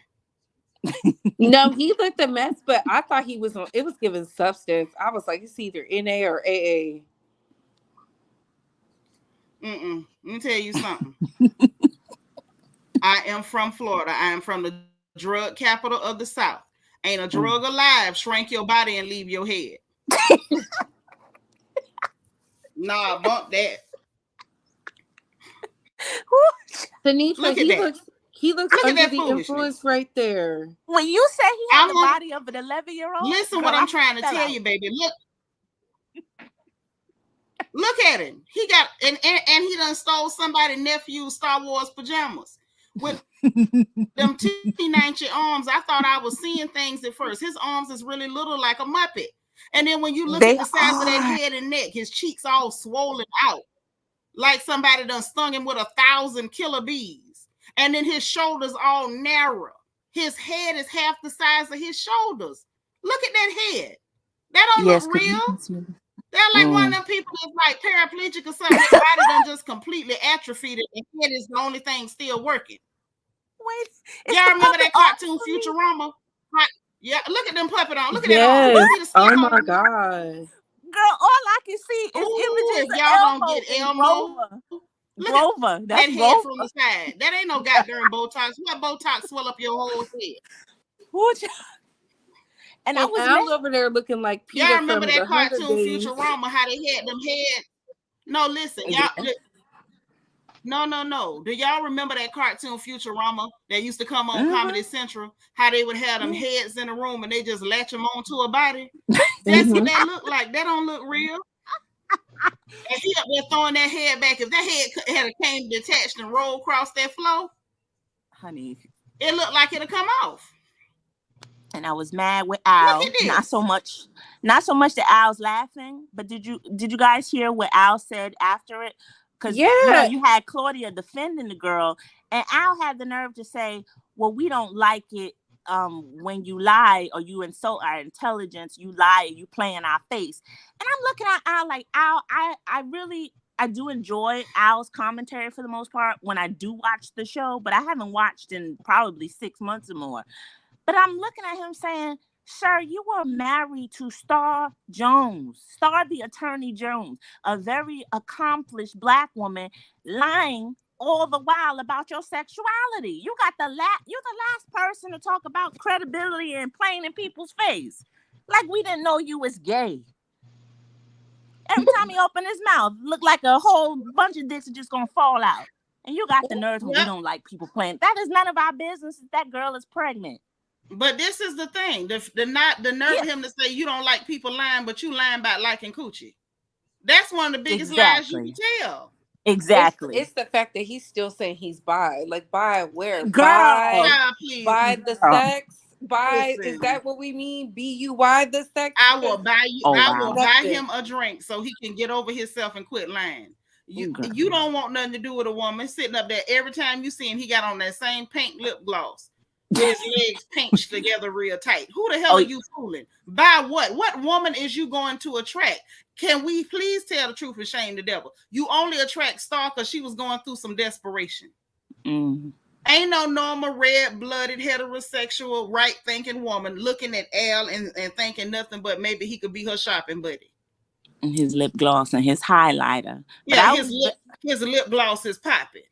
I was upset with him tonight. Hush, little mama. Claudia tried to give them an out. And Claudia was like, that's none of our business. I could see if this was about, if it was concerning her career. But this is a very personal thing. A pregnancy, as she was right. She was like, she doesn't owe any of us an explanation or to tell us the truth in this particular matter. And Al kept going in talking about, well, if that's how you want to run your brand. I said, not you sitting up here married to he built his entire existence off of a lie. Now you don't like when people lie. So it's cool when you do it. When you do it, when somebody else do it. Come on.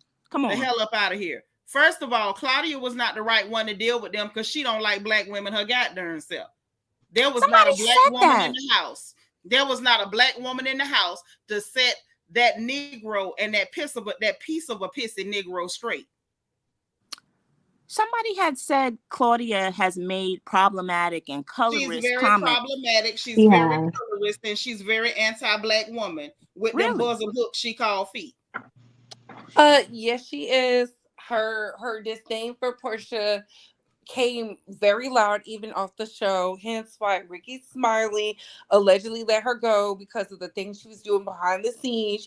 She said it was because she wasn't fine enough to be there, and I'm like, girl, no job in America will fire you because you're not attractive, girl. It was because of the things she was doing behind the scenes with Portia, making it a hostile work environment.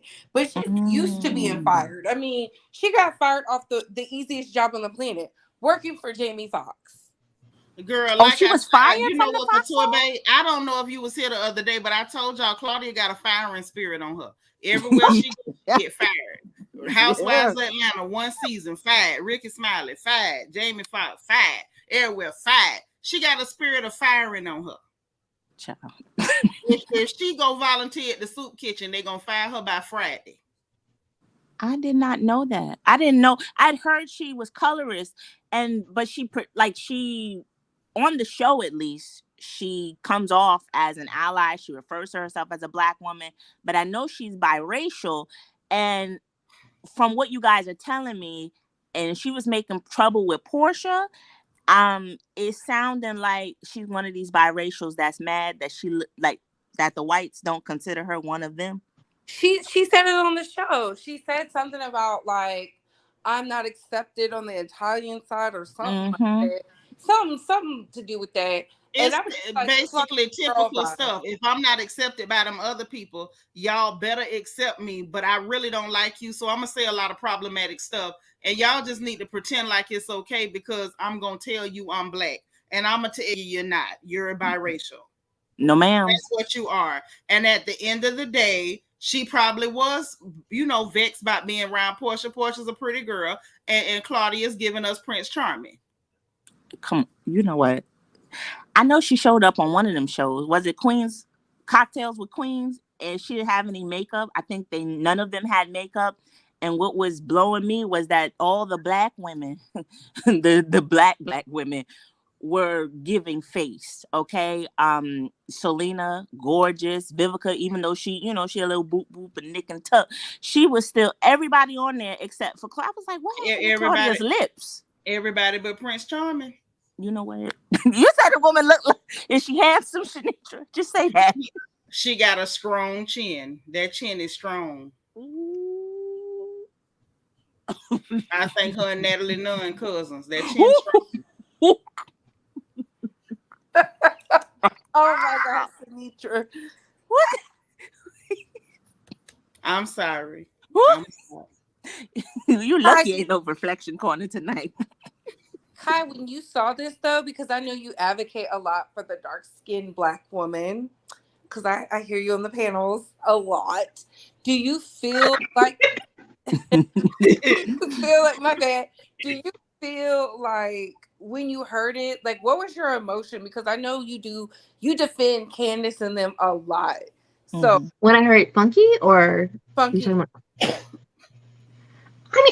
I told you I didn't feel any kind of way because I'm not surprised by him. Like that, like again, as I said, the most surprising part was like him getting off on knowing he was about to say it. Like, yes, Brandon, I heard that. Go ahead, Kai. Yeah, so to me, again, it's just kind of like your point of kind of people like coddling or like, oh, that's my fave and all this kind of stuff. Like, oh, you can still watch them. Like, to me, there comes a point like you have to have standards. Like, certain needs to be like, blocked from your algorithm. You need to not be supporting anything he's about. If you have a stance of I'm about Black women, I'm for Black women. If you are a Black woman, like, to me, it would make no sense to continue this onward. Because there are too many instances where he goes on some random diatribe about an undeniably Black woman or girl for no reason, for absolutely no reason. And every time you see him do it, it's like he gets off on it and he knows he's going to get in trouble, but he can't help himself from saying it. Because now that I'm thinking about, again, the OG situation, he did the same thing of throwing his head back. Like, why can't we just say people are, Black women are ugly? Like, he knows. He's smart enough to know, but the drive in him, the hatred or like whatever is going on over there is not strong enough for him to at least be smart from a business perspective. And to me, I'm just kind of like, this is not a person that I feel like we should be entertaining. We should not be watching. Watching means money. Mm-hmm. He can go get a job, going back to being an accountant or whatever else, what he was going to do. But he does not need to be a part of my entertainment. Girl, what accountant was Quentin going to be? I don't know what he was doing. Nobody says he got his degree. He said he has a degree in economics. He ain't got nobody's degree. Tell him to produce. McDonald's, Wendy's, wherever. Him being on my YouTube. Let me just say this. First of all, it wasn't a dope boy in Miami was going to let him count their money. Okay? Now, at this point, I don't even know if he paid his last dope bill. I don't know. Oh my God. Accounting was never in his future. It was never going to happen. Okay. Now, more to your point, if I can piggyback, his vitriol and hate and disgust for Black women, his envy and resentment and bitterness toward Black women is so deep that even the insults don't track with his faves. Think about it. He called this young woman promiscuous because of her outfits. Yet he champions the likes of Evelyn Hosada, who ain't never had a penis that she don't like. I seen them baptize that hooker, and I was waiting to see if they was going to drain that baptismal pool before anybody else had to get in there. Oh, my God.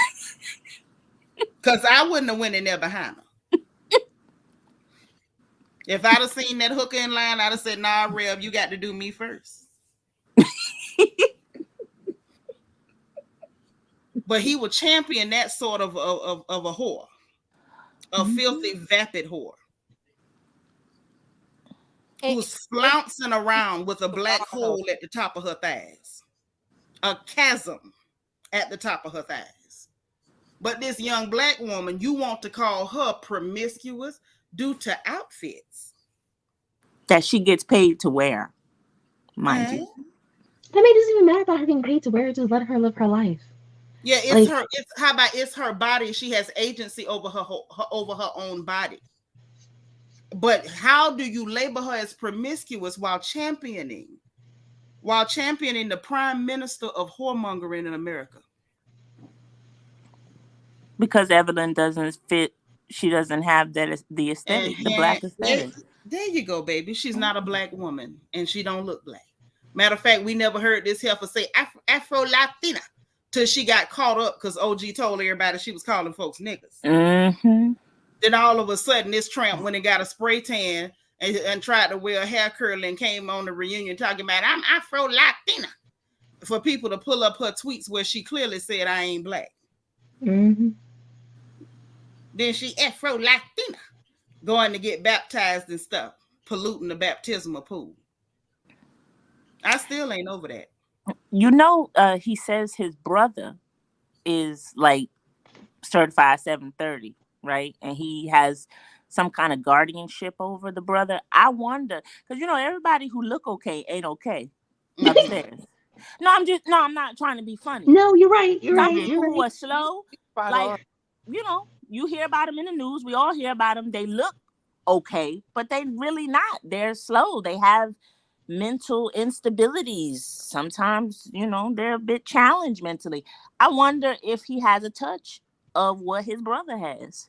Which he said the brother was certified schizophrenic. Mm-hmm. Well, Oh, you yes, I have to believe. look at for a person to be black and be anti-black at the same time, baby. That's a guarantee that you got mental illness. How the hell you anti-you? You is anti-you? You right. You need pills. I mean, I can't help that you not on none, but you definitely need pills. That Negro is ill. He's not well. Puppet arms. Girl, I'm still on the puppet arms. Sitting up there. You know how every time you would see the puppets dancing, you see them little sticks holding them The arms strings. up. Yes. Baby, they would have a little stick underneath the arm pushing it up. When he held that phone up, that's all I saw. I'm telling you. I zeroed in for the stick. Oh God, they don't do the sticks no more, Shanice. I'm an 80s baby. They do the fish. It looks like fishing, whatever that clear line. I done seen the lines, but I'm talking about them old school puppets where they had a stick underneath the arm and they would push Elmo arm up in the air like that. That's what it looked like. Oh my God. Do you think that Fox Soul will have him issue an apology? Because I don't think their viewers are gonna take this light. No, why would they care? First of all, they on Fox Soul, they not on Fox News. Right. Because the demographic of the audience is primarily Black people and Black women. No, they don't care. They don't care nothing about a thickness. To dress up in their costume to be evicted from their apartment, their studio, and told they gave up their 401k because they went against the powers that be. When they was out here saying them Black girls, you ain't this, you ain't that, and letting dudes run up in their face who was like 50 years old, nothing happened. So no. Yeah, because literally as long as they attacked Black women, they were safe. It was the one time they got off code and said we gonna go after Black men and put on Klan hoods and call people money. Wait a minute. Hold on, y'all. I'm late to the party. Who put on Klan hoods? Funky over there, Amaru Foodle and the Oily Frog on Fresh and Fit. Yeah. Wait a minute. They donned one of they. I want to say it was either Amaru or the person sitting next to Amaru. Put that hood on, and they was doing Nazi salutes, child, and all types of stuff. Yeah, they went. After like monkeys jumping around and stuff. Yeah, with a braid wig on, like they acted a whole fool up in there. Oh, it was a minstrel show, I sadly missed it, but I think really what messed them up was the fact that they did all those copyright strikes and got in trouble because usually don't. It was they said the Holocaust wasn't real with Nick Fuentes. That's what got them. It was all that stuff. Once you start talking, once they went off on the racial diatribe and went to just spitting out all type of stuff, they had Nick Fuentes up in there, the clear boy, and he's known for being racist as hell. but he said that Amru and them went harder than him. He was See, I never saw this episode. I Nick heard him Fuentes- being on there, but I didn't know. Nick Fuentes said that they went harder than him. He was taken aback. So the fact that somebody who is a professional racist was sitting there in all of your prowess, my darling, you have done far too much. That doesn't surprise me, because that thin one was the funky. The other one looked like a fist in my mind. You talking about Amru? Yes, him. Okay, that's his name, and that's what we call him over here by his name. Mama named him Amru. We gonna call him Amru. Okay, well, Amru, honey, there were pictures that surfaced sometime last year of Amru in the bed with Clearman. So that does not surprise me. First of all, Amru sat up there crying about losing that channel in booty shorts. So I'm not shocked that nobody that was in the bed. What happened now? Come on, baby, kick them daisies. Look at that boy, them Daisy Dukes on. He had cooter cutters on. When he stood up to march off after he started crying, he had to dig them cooter cutters out from between his legs. I can't with you. You know, he was hot. He was upset. He was sick with himself. You know that. It was like, I left a great job to do this because saving kids was great. Oh, girl. Saving you all was better. And then he started sniffling. He jumped up, baby, and he started kicking them Daisy Dukes. He had to dig them cooter cutters out and walked off. I say, oh, I'm rude.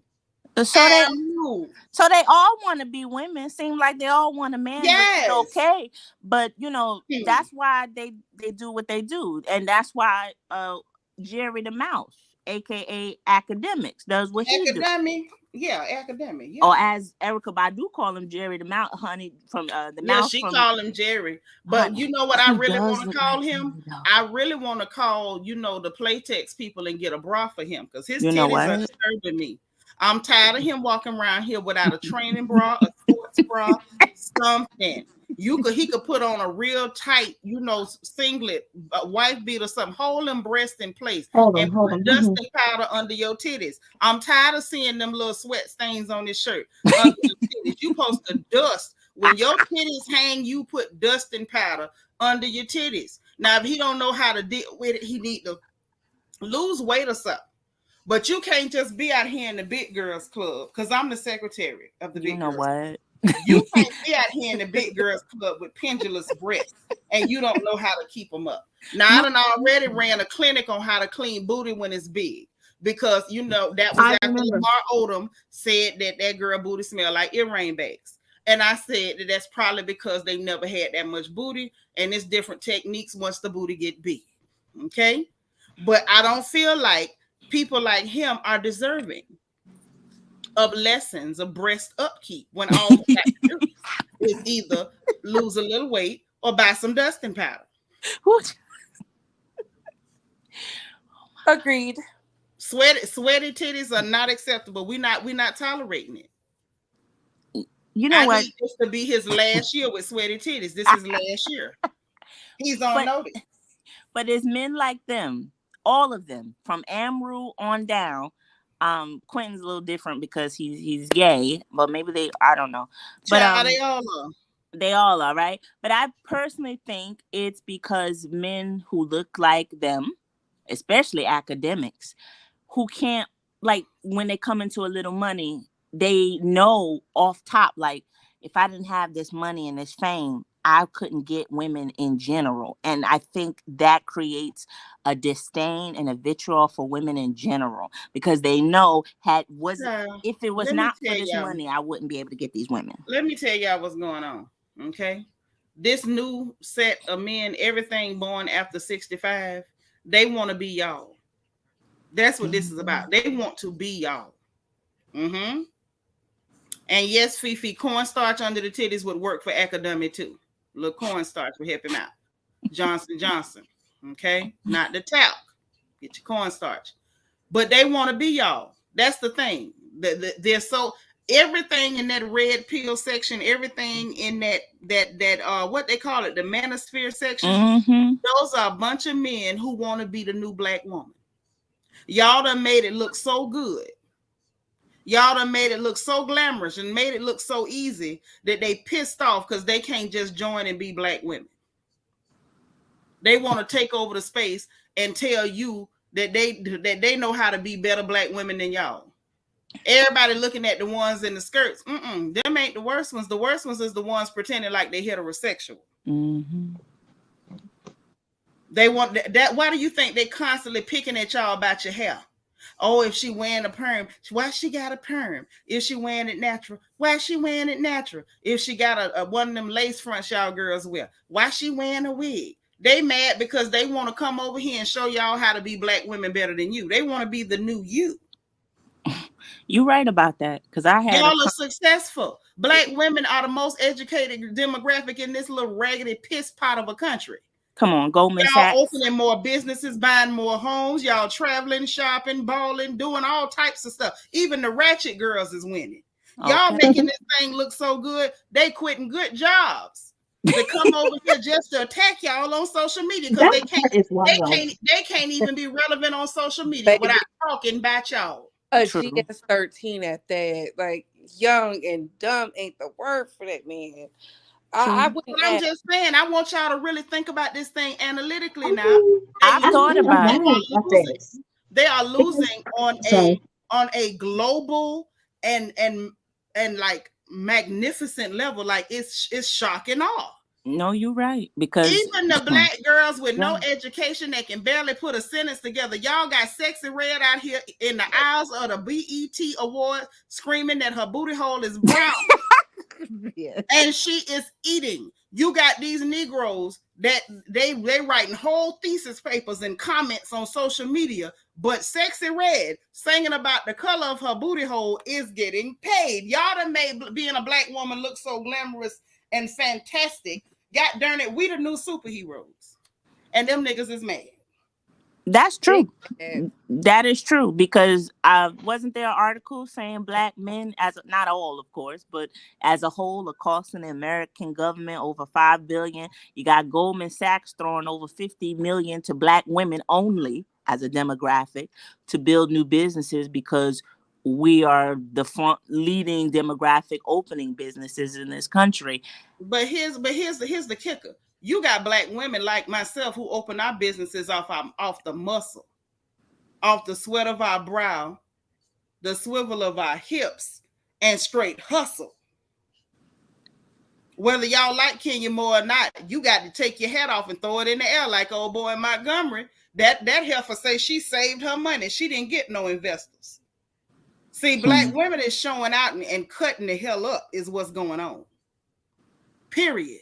I love it. I love it too. I gave birth to two of them pretty things. Sure did. But they you're right. They bad just like their mama. Okay. But you're right. There's a lot of jealousy. And I had to get with, I had a group. I was on a panel a couple of months ago. And I was, just chilling. It was a group of black women and black men, all different walks of life, from teachers on up to judges. And I mean, I don't make any excuses about the men that I date, but we got on the topic of dating. And my cousin, she was like, oh boy. And they said, why you say that? And she was like, well, I ain't saying she a gold digger, but whatever. So some of the men had taken up some issue with that.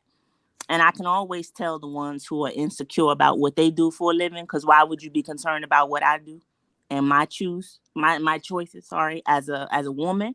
Mm-hmm. But he mentioned hair weaves, so it went into the superficial. Well, I mean, why he was looking at me, but I mean, okay, I was wearing a wig at the time. I wasn't even wearing a wig. I was wearing a wig. I said, but why is it so? I said, men of other cultures involve themselves into creating more economics. And black men are sitting up here obsessed about black women's hair. Like, that's what I'm telling you. They're not concerned about actually competing with men. They worry about how to compete with you. With women. And that's exactly what I told him. I said, your place as a man is not worrying about what I don myself, or any woman for that matter, no matter what her color is, but certainly not what black women choose to wear on on their person. That's none of your business. And he was like, well, how is it? And I said, because when I go into corporate America every day, I said, because the business I run, I said, men of other colors and cultures, they're not concerned about what their women wear on their heads or on their person. They're wondering how they can extend the dollar and recycle that bad boy in their community before it leaves the community. And y'all are worried about hair weave. I said, that's apples and mangoes. But it's embarrassing. Like literally, this is your contribution to the world. Your contribution to the world is trying to police the hairdo of Black women. The Black women that you worried about their hair, they worried about opening their businesses and buying their homes, while you are concerned about policing their hair. And they don't see nothing wrong with that. Honestly, we made it look so good, Auntie, that I'm for real, because when we was out here telling the girls, you know, date the best, get with the best, here they came like reciting the dusty rhetoric of their forefathers that didn't make nothing of themselves, living in their glory. You know, I used to be great back when I was, and I'm like, child, no wonder y'all can't get no money. You still talking about the yesteryears. Like, get with the wave, get into the future. And those type of men, I see it in Funky Dineva. Like, you're a man who had to put on a wig to get fame and money. And that's why he's like literally, like, think about it. He literally could not be seen until he pretended to be us. True. And now let's think about it. Let's be fair. Y'all know I'm a debater, so I like to look at things from both sides of the aisle. Wouldn't you be resentful too if you had to pretend to be them just to eat? In the words of Lil' Kim, if I was you, I'd hate me too. That makes sense. And Couture Bay, you're right, because Funky has an issue. When you were talking about us choosing better as Black women, and I make it known whenever I'm talking about a man, I'm not dealing with men who are broke. I don't care what color, creed, or race they are. If you can't afford to do certain things for me, i.e. pay all of my bills, not 1, 2, or 3, all of them, then you need to get out of my face. Because if you still paying everything, what he there for? What is he there for? And that's how my father raised me. So I know this. Let me tell you something though. Let me tell you what's really going on with that. You ready? This goes back to them wanting to be you, because women are supposed to be cared for and catered to. They want to be cared for and catered to. That's another problem. That's another reason why the resentment is there. Men are supposed to provide and protect. Mm-hmm. They don't want to have to do that. They want to live in the role of a woman without you questioning their manhood. Well, for Quentin, as a gay man, it's a little different. He really want to live in that role. It just ain't happening. Ain't too many takers. True. And I agree with what you're saying. But with Quentin, I noticed on his show or any of the shows he's been on, whenever a Black woman doesn't work and she's just she married well, he has an issue. He calls the woman lazy, or he alludes to her being. But when white women or just women who are non-Black have, men and husbands who support them financially, and if they choose not to work, he never calls them lazy. He's always equating Black women with struggle. I don't know why y'all feel like y'all could just not work. I think that also makes them jealous too, because I told him, I said, listen, it don't matter what station of life a woman is. If she looks appealing enough to the right man, she could become a millionaire or a billionaire by marrying him the next day. Thank you. Because Black women are supposed to be practicing hypergamy like everyone else. Black women are the only women who are shamed for practicing hypergamy and told that you don't have a right to, and told that you need to lower your standards. You are a liar. From the pits of hell. From the pit. From the pit. Because at the end of the day, I don't care what you look like as a woman. I don't know who need to hear this. I don't care what you look like as a woman. Hear me well. If you are tall, short, light, dark, caramel, lemon, yellow, plum, purple. If you thick, thin, if you in between. If you got a big old booty, if you Miss Butterworth and you got a pancake back there. If you got tig old bitties, or if you in the itty bitty titty committee. There is somebody that want just what you got. Do not let anybody tell you anything about settling for some scum bucket that you got to pick up out of a dustpan and feed. Shaditra, oh my God. You're right. You're right. I mean, I know I've said it. I've seen men with the big girls, the skinny girls. It doesn't matter. Men like women. They And do. that's the fact. Like men like women. Let me tell you something. And Did you see that? Don't act like you. Couture Bay, did you see that pretty chocolate little thick girl that was the newscaster? And her clear boyfriend proposed to her on the news. Oh, that was so sweet. Baby, it was dust devils all across the country rolling around, milling in the dirt, because they done told black women, if you dark and you thick and you got a wig, don't nobody want you, baby. She dark, thick with the wig and the clear boy. Come on. And he proposing on the news, professing his love out loud for everybody to hear. That went viral. Mm-hmm. So that's why I'm telling you, listen, don't worry about what you got, what you ain't got. Don't worry about looking in the mirror, comparing yourself to other women. Let me tell you something. When you compare yourself to other women, you always lose. Because she going to always be the best her, but you going to always be the best you. It's okay to give another sister her props. It's okay to call another sister beautiful. Y'all know I do it every day, all day. I am the charter member of the Pretty Black Girls fan club. I am all of the Pretty Black Girls fans. But while you giving another sister her props, don't ever low rate yourself, honey, because I don't care how bad a heifer is. She ain't me. You ain't never lied. You ain't never lied. And y'all need to be looking in the mirror saying the same thing about your goddamn self. I might be a bad Nitra, but I ain't got nothing on Kai. Come on. Kai gonna always be Kai. Nitra gonna always be Nitra. Mm-hmm. Jai gonna always be Jai. You know, I know, sitting listening. I just always, I want more women in our community, like, you know, your friends, whoever, to really like distill this notion that these men are trying to push, that you are not worthy, and that's regardless of a relationship. You're not worthy for the dreams you have for yourself. You're not worthy for that trip you want to take. You're not worthy for that job or that education, because, like, I'm not size 2. I'm not size 4, and I've never paid for a meal. I wish I would. I've never paid for an Uber. I wish I would. I went on a date that cost $400. I only wanted to date the man one time, $400, just walking, eating, chilling. Let me tell you something, Kai. If you buy your food, you better be out by yourself. Okay. I mean, my friend, she always makes fun of me for this. Shoot, I even have male friends who one time me and my cousin went to go to the movies. He drove to the movie theater to buy our tickets and left. So this like mystical game that they want to push out there, that like no one, like we gotta be struggling and surviving. I'm just like, this is not it. If you want to go get that education, Kai, what it is, they want you beautiful young girls to have self-esteem issues, so they'll have a chance with you. Yes. Because they know if your head is on straight, you wouldn't look at them twice unless they was at the stoplight holding a squeegee. Yes. They know it. Yeah.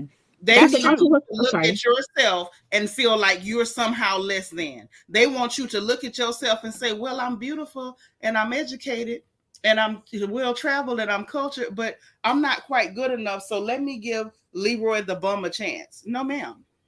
Oh, well, wait a minute now. They done took a step farther. That idiot, what's her name? The one that was caught up with Ari Spears and that foolishness. She wanted us to date Tiffany Haddish. That child, she want us to date the indigent. I said we've been taking care of these dusty. Wait, she say do what, baby? Date the indigent, aka the homeless. I was like, just say you want us to die. Yes, she's trying to come up with a show or documentary about it. She's such a, you know what? That she didn't say that for real, did she? Yes, she's making a show about it. She's trying to make a documentary about it. This is the problem. The problem is she's just a mammy. She's a huge, huge, huge wallpaper mammy. She's not interesting. She's not funny. She's not glamorous. She's not charismatic. She has no personality. Dare I say, no talent whatsoever. Them clear people just promoted her because she was ignorant and trashy enough to promote a stereotype that they wanted to be prevalent. Child, I wonder if this whole thing about her pushing us or women in general, she didn't say what black demographic, but You knew who she was clearly talking it's Yeah. exactly. I think I was like, is this a humiliation ritual that she got to do so she can get back in the good graces of Hollywood? Because, ma'am, I'm with Ebony Kate Williams only if he owns the bus. What are you talking about? As much foolishness as women, black women who we were deemed aka welfare queens back in the 80s, and now we're known as the most educated, first to create businesses in this country, about. and we need to date homeless? No, ma'am.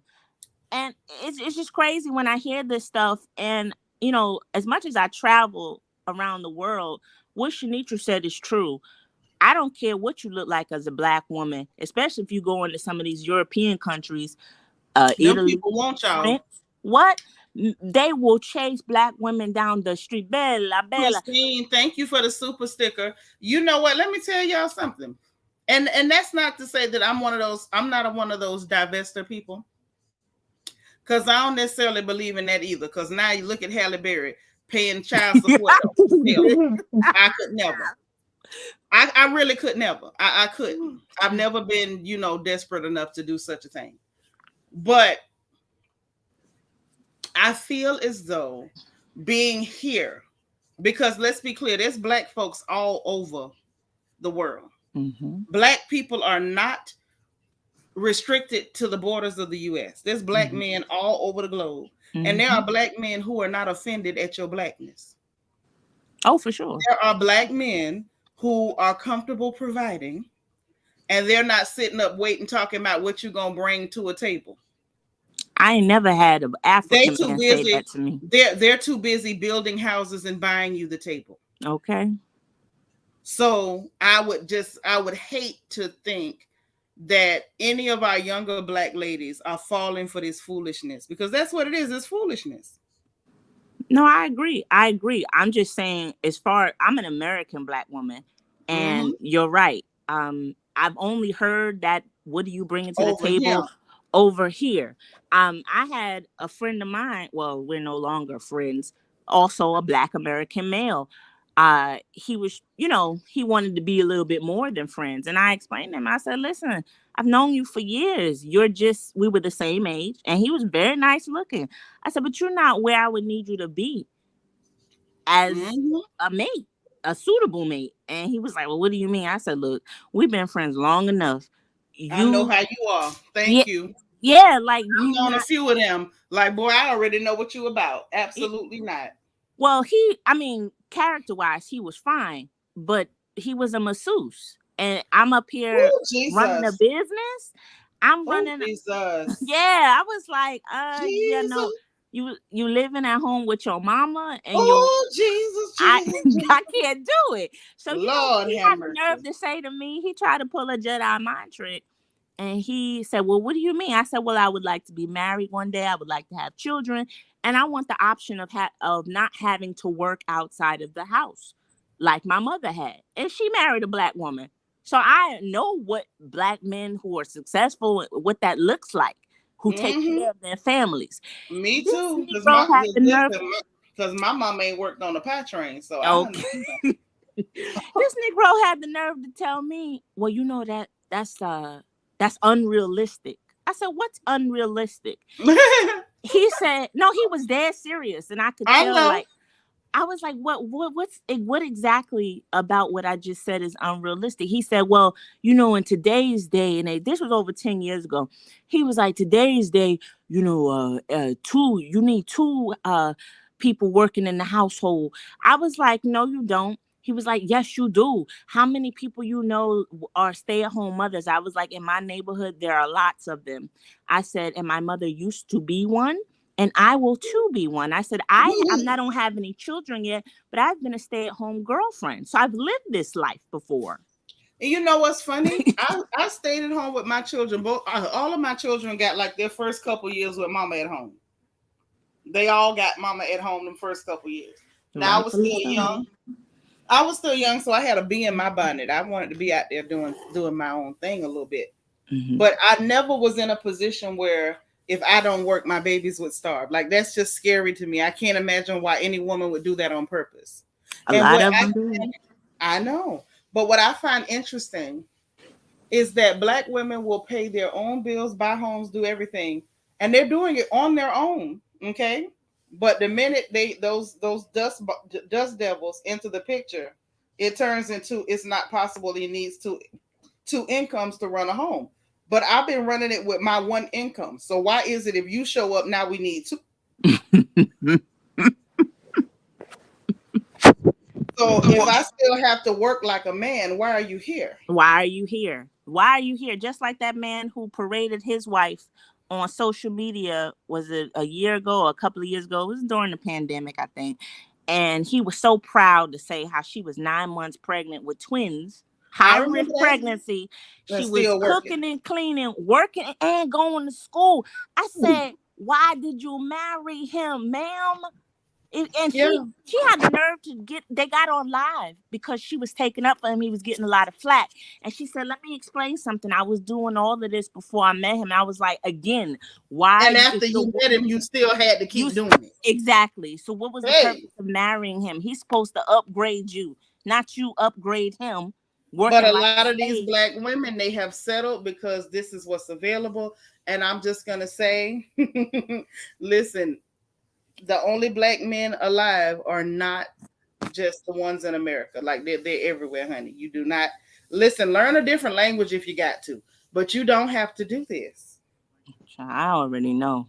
But let me tell y'all, wait a minute. I got you here too. So I'm finna get all y'all together. I want everybody to tune in real good because I'm finna get y'all. Yeah. Everybody in trouble. I'm vexed. And you laughing already. Let me tell y'all why I'm mad with all of y'all. Okay, Quentin done pissed me. Quentin and his crack pipe done pissed me off. But then y'all done vexed me too. Okay, why did no one tell me that there's a show called Naija Bad Babes? They done had a whole season. I think they on season 2 or something, and ain't nobody told me nothing. How? I didn't hear about no Naija Bad Babes. I didn't know that. I'm vexed. I was gonna go live earlier. I got caught up watching this mess. I done binge watched the whole season plus a reunion. Oh wow! I'm so upset with y'all. Yes, it was good. Naija Bad Babes. Yes, you can pull it up on YouTube. The whole season, back to back. I was glued, Ty. I was held hostage, binge watching a show that y'all didn't tell me existed. Now I didn't know. Wait a minute now. I'm into Naija culture. Is it anything like Young, Famous, and African? No. Okay, good. It's a reality show. Okay. Because I didn't watch that one. Like, I love Swanky Jerry. I've been following him for years, but I just didn't watch it because I don't know them other people. I'm finna put the name in the chat, Kasur Bay. I was disturbed. I said, so nobody told me nothing. They got all, let me tell you, you know how RHOA is rocking us to sleep? These girls woke me up. What is going on? And it's filmed right in LA. Not LA. Naija? Naija Bad Babes. Because these are Nigerian girls. That I mean, they didn't stop being Nigerian because they're in America. It's only Black Americans that forgot we were Africans because we're here. True. If you put a cow in a pig pen, it's still a cow. Is it me or did I hear somewhere that Bravo has the Naija cast of Real Housewives? No, I don't know nothing about that. I know that there is the Real Housewives of Lagos, Real Housewives of Abuja, but that's on Showmax. That's not on Bravo. Yeah. Oh, okay. I knew they had it. Okay. And you need a VPN to watch Showmax because they will not let you show Showmax in America. What? But back to this Naija Bad Babe situation. When I tell you the stuff that you missed from American reality TV, I'm like, this is some foolishness, and ain't nobody said nothing. First of all, they did it like a elimination show, which I was cool with that because from what we see right now on the reality shows, ever since Candy and Kenya first started doing that alliance stuff, they've been treating it like Survivor. So these people just flat out made it just like that. They eliminating each other with games and stuff, and they strategizing and all type of stuff. and they got everything. Matter of fact, the first episode, season 1, episode 1, before they even got to the house, these girls done got in a whole fist fight. You know over some real stuff. It wasn't manufactured. One of the girls seen somebody who had sexually assaulted her, SA'd her, and she went off. One girl up here taken up for the assaulter, talking about that's my bro. Don't say stuff like that. What? And the girl was like, I'm gonna swing on him before I leave this club because he got away with it. He fled the state, so they couldn't charge him.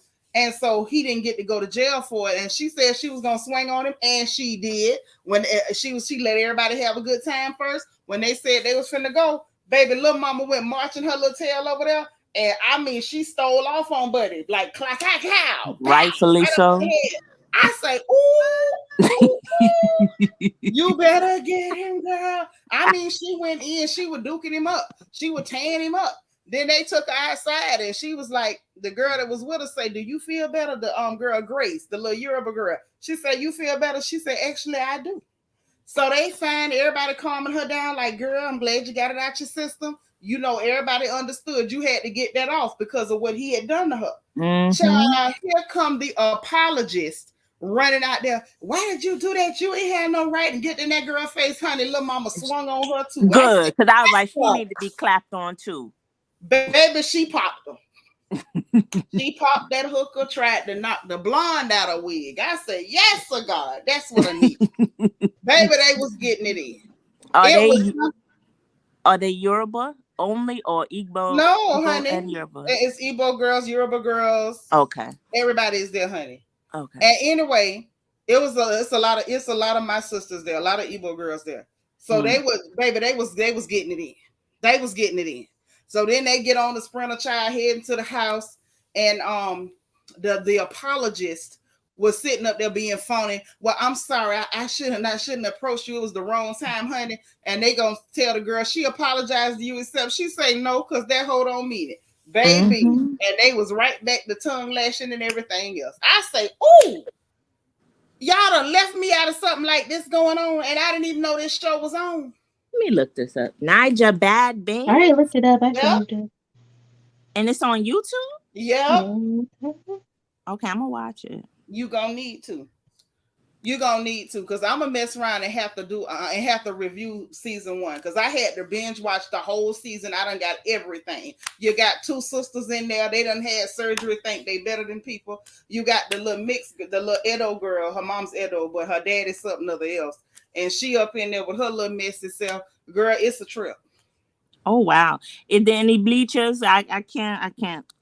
Girl, these are young girls. These girls ain't bleaching. They just. Oh, okay. And even if they was bleaching, hell, I want to see what you're talking about. I don't care nothing about your knuckles. Honey, okay. With Connie from Young Famous and African Child, I was like, how can you be fluorescent, child? What is going on? I don't know. Like, I spent too many years in the city of Houston with people. Some of those aunties bleach, some don't. It ain't my business. I don't care what you do to yourself. If you want to look like the inside of a raw fish, that is your business. Okay. But for me, I'm gonna keep my brown. I'm gonna watch this. This looks good. In trouble. I was supposed to warm up a corn dog and do my certification classes. I said I'll be up in 30 minutes. Kai, you know it don't never go like that over here. No corn dog, and I did not finish my classes I wanted to finish today. I'm gonna watch this tonight. I'm gonna watch this tonight. You're gonna have me up late. This is after 1 o'clock. That's what happened to me. I had plans. I was gonna go on much earlier this evening, and then I seen this show, and it messed up all my plans. They cute too. Yes, yeah. But now it's one of them. It's a little scrum. She a little scrum. It's one of them that's a little scrum. But what I am going to say is, if Funky Dineva say something about her, I'm coming back for his throat again. I don't care what she look like. He better not say nothing. Now, when y'all see her, you're going to know exactly who I'm talking about. I mean, you got to, she make you kind of, you flinch a little bit. But that's the only one. But if he say something about her, I'm coming back. I really want them to drag him. Are they I haven't been on social media yet tonight. Are they dragging him? Rightfully so. Some people are dragging him, but I felt the need to do it personally. Okay. I felt the need to drag him personally. Him, his crack pipe, his sores on his face, all of it. You say the man got sores on his face? You ain't see all them black pock marks and stuff, them sores. And I still want to know why his head is bloated. I'm always concerned when people's heads swell up. Yeah, it really bothers me when it looks like it's about to snap off the body. Girl, it looked like somebody done went to the root man on him. Why is your head swollen? Yo, I'm done. Good night. My bad. The root man. The root man. Roots on him? Before I have to go back to work, I want to say also, there's another epidemic. The men of our community have branched out and have brought the dustology, the dust practices, to other communities. And the women are waking up. And the women are going on the TikToks and the Twitters and going viral for sharing their stories. And it's coming time soon where there will not be any snatch left for the men because they have gone everywhere and then spread this disease of bumology and whatever else they're giving around. And that's when you're gonna see all of them donning skirts and fishnets and tube tops, and they gonna tell you to drop the trans. They are just women and move over. Or they're gonna become incels. That's happening. We got the random man from Atlanta. They already incels. They done went from incels to passport bros, and I'm telling you, the next is fishnet, black pantyhose. That's what's next. I was reading a post. What was on Instagram? This girl Fenty, she spells it PH, and she had a meme said it was her in a summer dress, and then it was this man in a summer dress. She was like, "Don't let these niggas out summer dress y'all this summer." Yeah, they might. Listen, y'all think I'm joking? They coming for you. They coming for you. When y'all see academics with a waist trainer on and a corset dress, don't say I didn't warn you. They coming for you. You're right. Yeah, don't even come over here complaining about it. Auntie, I seen him. He had on. No, don't come say nothing because I warned you. But you're right. I don't see this in other communities, and I date all kind of men, but it's only American. I won't even say it's only American black. I'm gonna say American black men. That is exactly who you see doing that because that is the conquered demographic. They have been conquered, and now they run around worried about what wigs y'all got on. True. But that's the only one. And I just say, like to myself, I say, and I've learned to move in silence now because I feel like when you speak truth to power to them as a group, some of them getting their fee-fees. And I'm like, I was like, I've never dated a wealthy man who was worried about what I have in my head. They don't care. They don't care. They worried about real stuff. They do not have time to be concerned with your hair. Yeah. They want to know where I graduated. Some of these wigs look nice. And if I didn't have hot flashes, I would have one of y'all show me how to put it on. Oh, I've been wig free this summer. It's too hot today. It's too hot. Oh, Jesus. I mean, baby, it can be 20 degrees outside. It's still too hot for me. I have 3 hot flashes. My radiator is busted. I have personal summers all year long. Now, when I was wearing wigs, that was back when you put them 3 plaits in your head and just slap it on. Oh, yes, Right now it's y'all do that thing like science. I watched my daughter and her friend girl do it, and I was amazed. I was sitting there like a little kid. I drug up there. I said, let me watch this. It was amazing. They did something where they glued it to the forehead, and then they was scraping stuff off it with tweezers, and they put a band on it and took the band off it, and then they cut something, and they did something with an eyebrow trimmer. I don't know what the hell was going on. When they finished, it looked like they grew red hair and blue hair out of their scalp. It was amazing. Mm-hmm. It's coming. And I know I didn't give birth to any blue-haired girls, but it was amazing. I had never seen nothing like that in my life. Our wigs were snatchable. If we got pissed off, we could snatch some things off, and we could get to getting down. You was gonna see them 3 plaits. You snatch the wrong weight nowadays, you might rip off someone's skin. Okay. You're gonna rip off they're gonna need a skin graft on their forehead if you rip them things off that y'all wear now. But I'm just saying the last time I might rip my skin off every once in a while. The last time I was wearing wigs, the most we had was a tuck comb securing them. I don't And know a how you couple did of it. big pins, stuff that we can just, reach up there. It's a technique, especially when you finna fight. We knew how to grab it from the front, and you got to lift up first, like forward with the comb, and then rip it off. That way, that tuck comb don't pull at your edges. Well, I normally don't. I don't glue mine down because I want to be able to take it off at night, and I might wear my own the next day. But yeah, it's amazing, and They look good.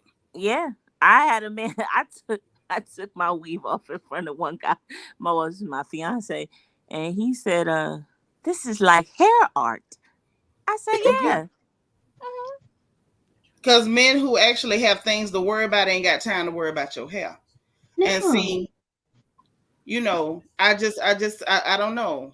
It bothers me, the picking and poking they do, especially at our young Black women. It bothers my nerves. It bothers my nerves, like down to my last good nerve. It just nicks at it. But I think we're starting to wake up as Black women. Yes. The more Black femicide stories that I see, especially the most recent one I've seen, the woman, she found out her husband was, in the other way inclined, and he didn't want her to out him as a gay man. Yeah. I feel like, yes, as a whole, we don't have any allies, but I see more and more women of other cultures, and I think Black women, we are our own allies. We're the ones who's supposed to be our allies, because I don't count on Black women from other cultures. Half them heifers is only talking up a little bit because they done mess with a Tyrone and a Daquantavius or two. True. Now they want to be our friend. Don't be our friend now. Y'all thought it was cute because y'all was the preference. Let them prefer you. We prefer that they prefer you. Get on over there with Daquantavius and leave us the hell alone. We don't want to be your friend. Oh, we prefer, but that's slapping them in the face now too, because in that fool Sin Santana, who's, as far as I'm concerned, a Black woman who speaks Spanish like myself. No, she ain't Black. No, ma'am. She got 4C hair. That girl. I don't care what her hair look like. Just because you got 2 or 3 drops of African from a slave ship 350 years ago, you are not Black. She is not Black. We do not want her. You cannot give her to us. Oh shit. Well, you see how fast that whole they put us on a pedestal thing. She say they cater to them, honey. Yes, and then Joe Budden left her a whole baby mama. Well, that's what they do. They turn you into a baby mama like magic. That's what Sheree's son did to that girl, made her a baby mama. And you said like magic? Did you say like magic? Abracadabra? Abracadabra. Look at Igloo Australia. She up there cosplaying as a Black woman turned into a baby mama. I say, baby, you dropped the ball for your mother. You disappointed her. I don't even know her, and I know she mad as hell. She ain't even get a rich one to get pregnant by. I was like, you got pregnant by a nigga named Playboy Card. I didn't even know what the man does. Does he a juggle? What does he do? Well, I have it on good authority. He's a member of the Lollipop Guild. Mm-hmm. Oh, him and Tory Lanez. No, they put Tory out of the guild because he's an angry leprechaun. They put him out. He was not allowed in. I'm going back to the front porch. I need to eat my corn dog. Okay, go eat, baby. I'm sorry. But yeah, child, they wouldn't let Tory in. Tory's an angry leprechaun. They say, Tory, not you. And so they wouldn't let him in. But that Playboy Cardi, he's a very young little fella, and I do have it on good authority that he is in the Lollipop Guild. And she every bit of 6 foot. What the hell happened there? Like usually she wanted that shit. Listen, she was cosplaying as a Black woman, and the LARPing went too far. It did, because when they usually get with Black men, they get with them for their money. And I was like, girl, you hustling backwards. I don't even know if you was hustling. I wouldn't look at but they don't Playboy Cardi. Y'all kill me saying that. If y'all don't take a look, excuse me, I'm eating some raw broccoli. I got hungry. And in the middle of the night, my big tail can't be eating no chicken. Excuse me.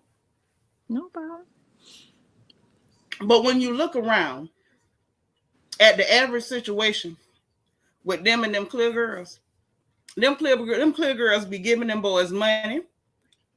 They can take a punch. They pay child support. They let them drive their car. He could sleep with all their friends and their cousins. Sometimes their mama. I heard some horrible stories. Oh God. They be with them girls because they can take some punishment. Now, them girls done got tired of us laughing at them taking punishment. Now they want to fight back. Oh, is that what it is? Girl, they been doing that. I just, for a celebrity, like, you know, she was a celebrity. What'd you call the girl? Igloo child. Igloo. Yeah. I usually she was actually like cosplaying as a black girl. The ones you see that literally go and try to gold dig, which I do applaud all gold digging. I don't care who does it. They don't try to cosplay as black women. They realize that their value to the black men with money is that they're not black women. You're right. Absolutely right. This heifer up here trying to cosplay as a negress, the LARPing just went too far. That's what happened when you go LARPing. Next time she go LARPing, I bet you she gonna play Magic the Gathering. She gonna leave this black girl stuff alone.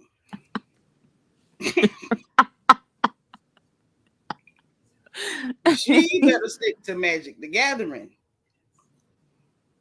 Or maybe some Lord of the Rings role playing and stuff, LARPing. You leave the black girl LARPing alone. Maybe so, because I'm like, essentially, ain't that what the Kardashians were doing too? But see, mama wasn't gonna let them slum. They wasn't cosplaying as no black girls. No, really, they was buying our bodies. What that mean? All I won't say all, but most of the clear women that go to the doctor try to buy some form of Negroid features. Them coveting your features don't mean they trying to be you.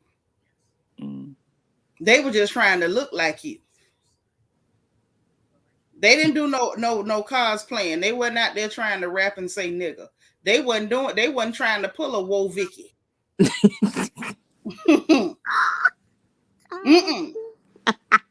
said it was just aesthetics with them. Yeah, they understood their value to them nigglets was that they were actually white women. So they maintained their whiteness the whole time. But here come Igloo. Old Igloo over there hanging out with T.I. and them, thought she was gonna keep it real. She got lost in the LARPing, and next thing you know, she's a baby mama from a member of the Lollipop Guild. Child. When she really could have married Chet or Tom and had a regular life. I don't know what the hell she was thinking about. Or at least get a baller.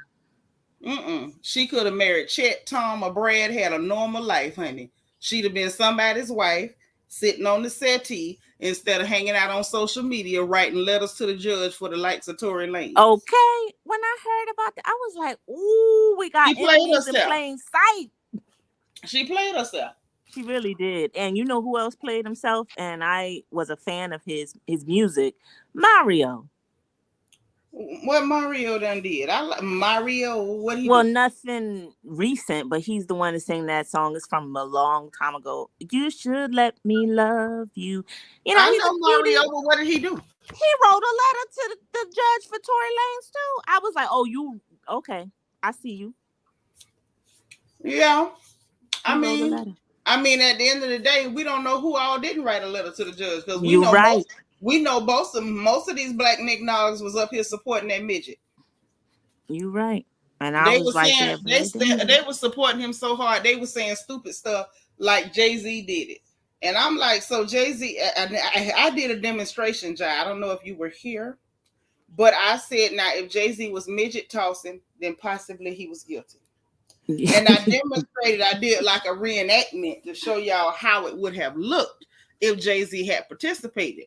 And it's possible, I still say, if Jay-Z was hiding in the trunk of the car, jumped out, or sped up behind him and jumped out, grabbed Tory, tossed him real quick, and you know, don't laugh, it could have happened. And the pistol just went off.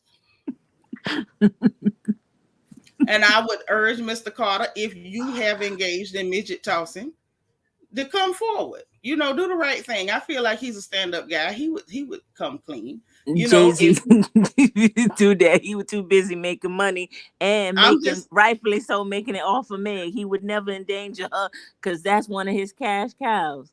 But I mean, it's possible that even when he attacked August Alsina, Jay-Z could have just snuck out of the shadows like Darkwing Duck, picked up Tory, tossed him, and August, and then yeah, it could have happened. I didn't hear that. I didn't hear them say it was Jay-Z. They was blaming Jay-Z. They was blaming Roc Nation. Hell, at one point they might have blamed me. I don't know. They blamed everybody. Everybody did it. They said the girl put the bullets in herself. Yes, she ate the bullets, and they settled in her foot. All types of ridiculous stuff was said. So you know. Am I the angriest at Mario? No, he's a Black American male. Like, what else do you want me to think about them? Yeah, I'm laughing, but it really, you know, I'm of the thought that if you're a Black man or woman, but definitely if you're a Black man and you go so far to say that girl shot herself or he didn't do it, or you just staunch dead set against what has been proven in court, that's a dangerous man to be around if you're another Black woman, because that tells me we all could be victims of gun violence, you know, God forbid. Well, let me say this. First of all, if you are in a room and there are Black American males around, you are in a dangerous situation. You don't need to wait for them to write no letter to the judge. You see them statistics, are you crazy? You waiting on to see if they write a letter to a judge first? Girl, you in a dangerous situation. If those are Black American men that are not your relatives and you don't know them and you can't vouch for them, you are in a dangerous situation. Okay? No, not for the letters. I know that's DOE on the letters. I'm saying for any of the men in the comments that were Black, because I was on Instagram and they were that was all of them. That's what I'm trying to tell you, baby. Yeah. Anywhere you at, if you at the laundromat, if you at the dry cleaners, if you at the church house, if you at the courthouse, if you at the outhouse, if you at the hen house, if there's a Black American male there, you are in danger. I don't care if he ain't got no internet and he can't write on the internet. You better duck. You better lay low. Dora, please don't mention nobody else's channel on my page. I love you, but don't do that. But no, like at the end of the day, you in danger. Like you gotta respect your situation. You gotta respect your situation. Mods, remove that comment. Like I really don't want that there. I really don't want that there. I feel away. I didn't even. So apparently he's apologizing. Mm-hmm. I hope he is. He need to apologize to her as publicly, to both the sisters, as publicly as he went in on that little tirade on them. He needs to apologize. Yeah, my thing is I don't really care. Like I'm not that type of person. I'm not big on apologies. I'm not, because you know what's better than apologies? Not saying that bull crap in the first place. True. But he's only saying it because he knows his pockets are going to be affected. So I know the apology is not real from the beginning. Yeah, my thing is I don't care nothing about it. Like I really don't care nothing about it. Who was it that said earlier he was going after Chloe, maybe because she didn't give him an interview or something like that? Was it you? No, it wasn't me, but I heard it said, so I can't take credit for it though. I'm like, maybe, because I couldn't understand why it was so personal. It was like, did she cuss you out? It was personal because that is a Black girl. But it wasn't about the story. It was about her sister. It don't matter. She's a Black girl. He didn't need no provocation to go after her. Sad. It's that deep for him. He hates Black women, and right now that girl is the flavor of the month, and she's living and she's winning, and it's pissing him off. I can't. I was like, did he really sit up here and say that girl she's not pretty? And did he really lie like that? looking like he looked. I wouldn't care if he was talking about that girl that's on Naija Bad Babes, the one that made me flinch a little bit. He can't call her ugly. I was like, you can't. I know you're not talking, sir. Look in the mirror. You was a spitting image of the crypt keeper with a swollen head, and you got the nerve to say Chloe is ugly? She's not cute? I thought she was adorable, and she ain't say nothing that no other woman who loved her sister and wanted to protect her younger sister would not say. Mm-hmm. She ain't say nothing out the way. But you're right. But the idea talking about you and she done got all gangster and this and that. Child, she didn't get gangster. She just told y'all to keep her sister name out of mouth. She didn't get gangster. She just said what she said. Well, I'm gonna clock out for the morning, child. It's almost Girl, I'm gonna clock out with you too. We done been up on here dragging this clown, and it's done, transferred over to 4 day in the morning. It was fun though. As always. Please don't let this be your last time. Now I like when people come back and cut up with me. All right. All right. Appreciate you, sis. Welcome. No problem. Thank you. Right. Have a good night. You too, boo. Bye-bye. Bye-bye. So look, y'all. Everybody else that ain't got nothing to say, and let me help y'all out. We finna go, because I ain't finna be in Reading Rainbow all night. Nope. And I ain't finna listen to his apology tonight either. I ain't interested. Don't want to hear it. Maybe I'll listen tomorrow, the next day, or the next day, and then again, maybe not. Because I don't appreciate nothing about him. I don't appreciate nothing about that man. So look, y'all get y'all some rest. We got to get up again in the morning or later this morning. It'll be Friday. Okay, hello, good night. Get y'all some rest. I appreciate y'all. It's been a blast. Thank you all for attending and assisting in the dragging of that rabid orangutan across this porch. Okay? So looky. Y'all get some rest, sweet dreams, say your prayers. Remember, if you didn't hit that like button on the way in, please do not forget or neglect to hit the like button on the way out. Hit your notification bell. Make sure you click all so you'll know every time we go live over here on this channel. Please subscribe if you haven't subscribed, because we'll be glad to have you. Say this is always and shall forever be, and I do mean forever be, a safe place for Black women. So you are welcome here. Everyone else is welcome too, but this is the front porch. This is Pretty Girl Headquarters. This is the place that is the Pretty Black Girl Headquarters and fan club. Okay, so y'all are welcome here. And listen, if you guys want to join channel membership, there's a join button beneath the video, as well as a membership link in the description box of this video. So feel free to join channel membership. Put that crown by your name. Let us celebrate your birthdays and special days. Make sure you go and participate in all our virtual events. Also in the description box is my Amazon wish list. If you want to send me some goodies, because I do like goodies sometimes, I do. Y'all are welcome to do that. And we got merch. If you want to get your Royal Family merch, if you want to rep the Royal Family, okay, while you out, okay, if you want to buy some Christmas presents for your fam, some hoodies and stuff, we got them. Don't buy no hoodies now. It's too hot. You're going to burst into flames. But in the meanwhile, y'all get some rest. I love you guys. Please, sweet dreams, say your prayers, all that good stuff. Have a great day at work, school, tomorrow, wherever you're going to be at. If you off, have a good day off. And remember, if nobody else says it, God loves you. I love you. And ain't nothing you can do about it. I will talk to y'all later. Okay? Bye.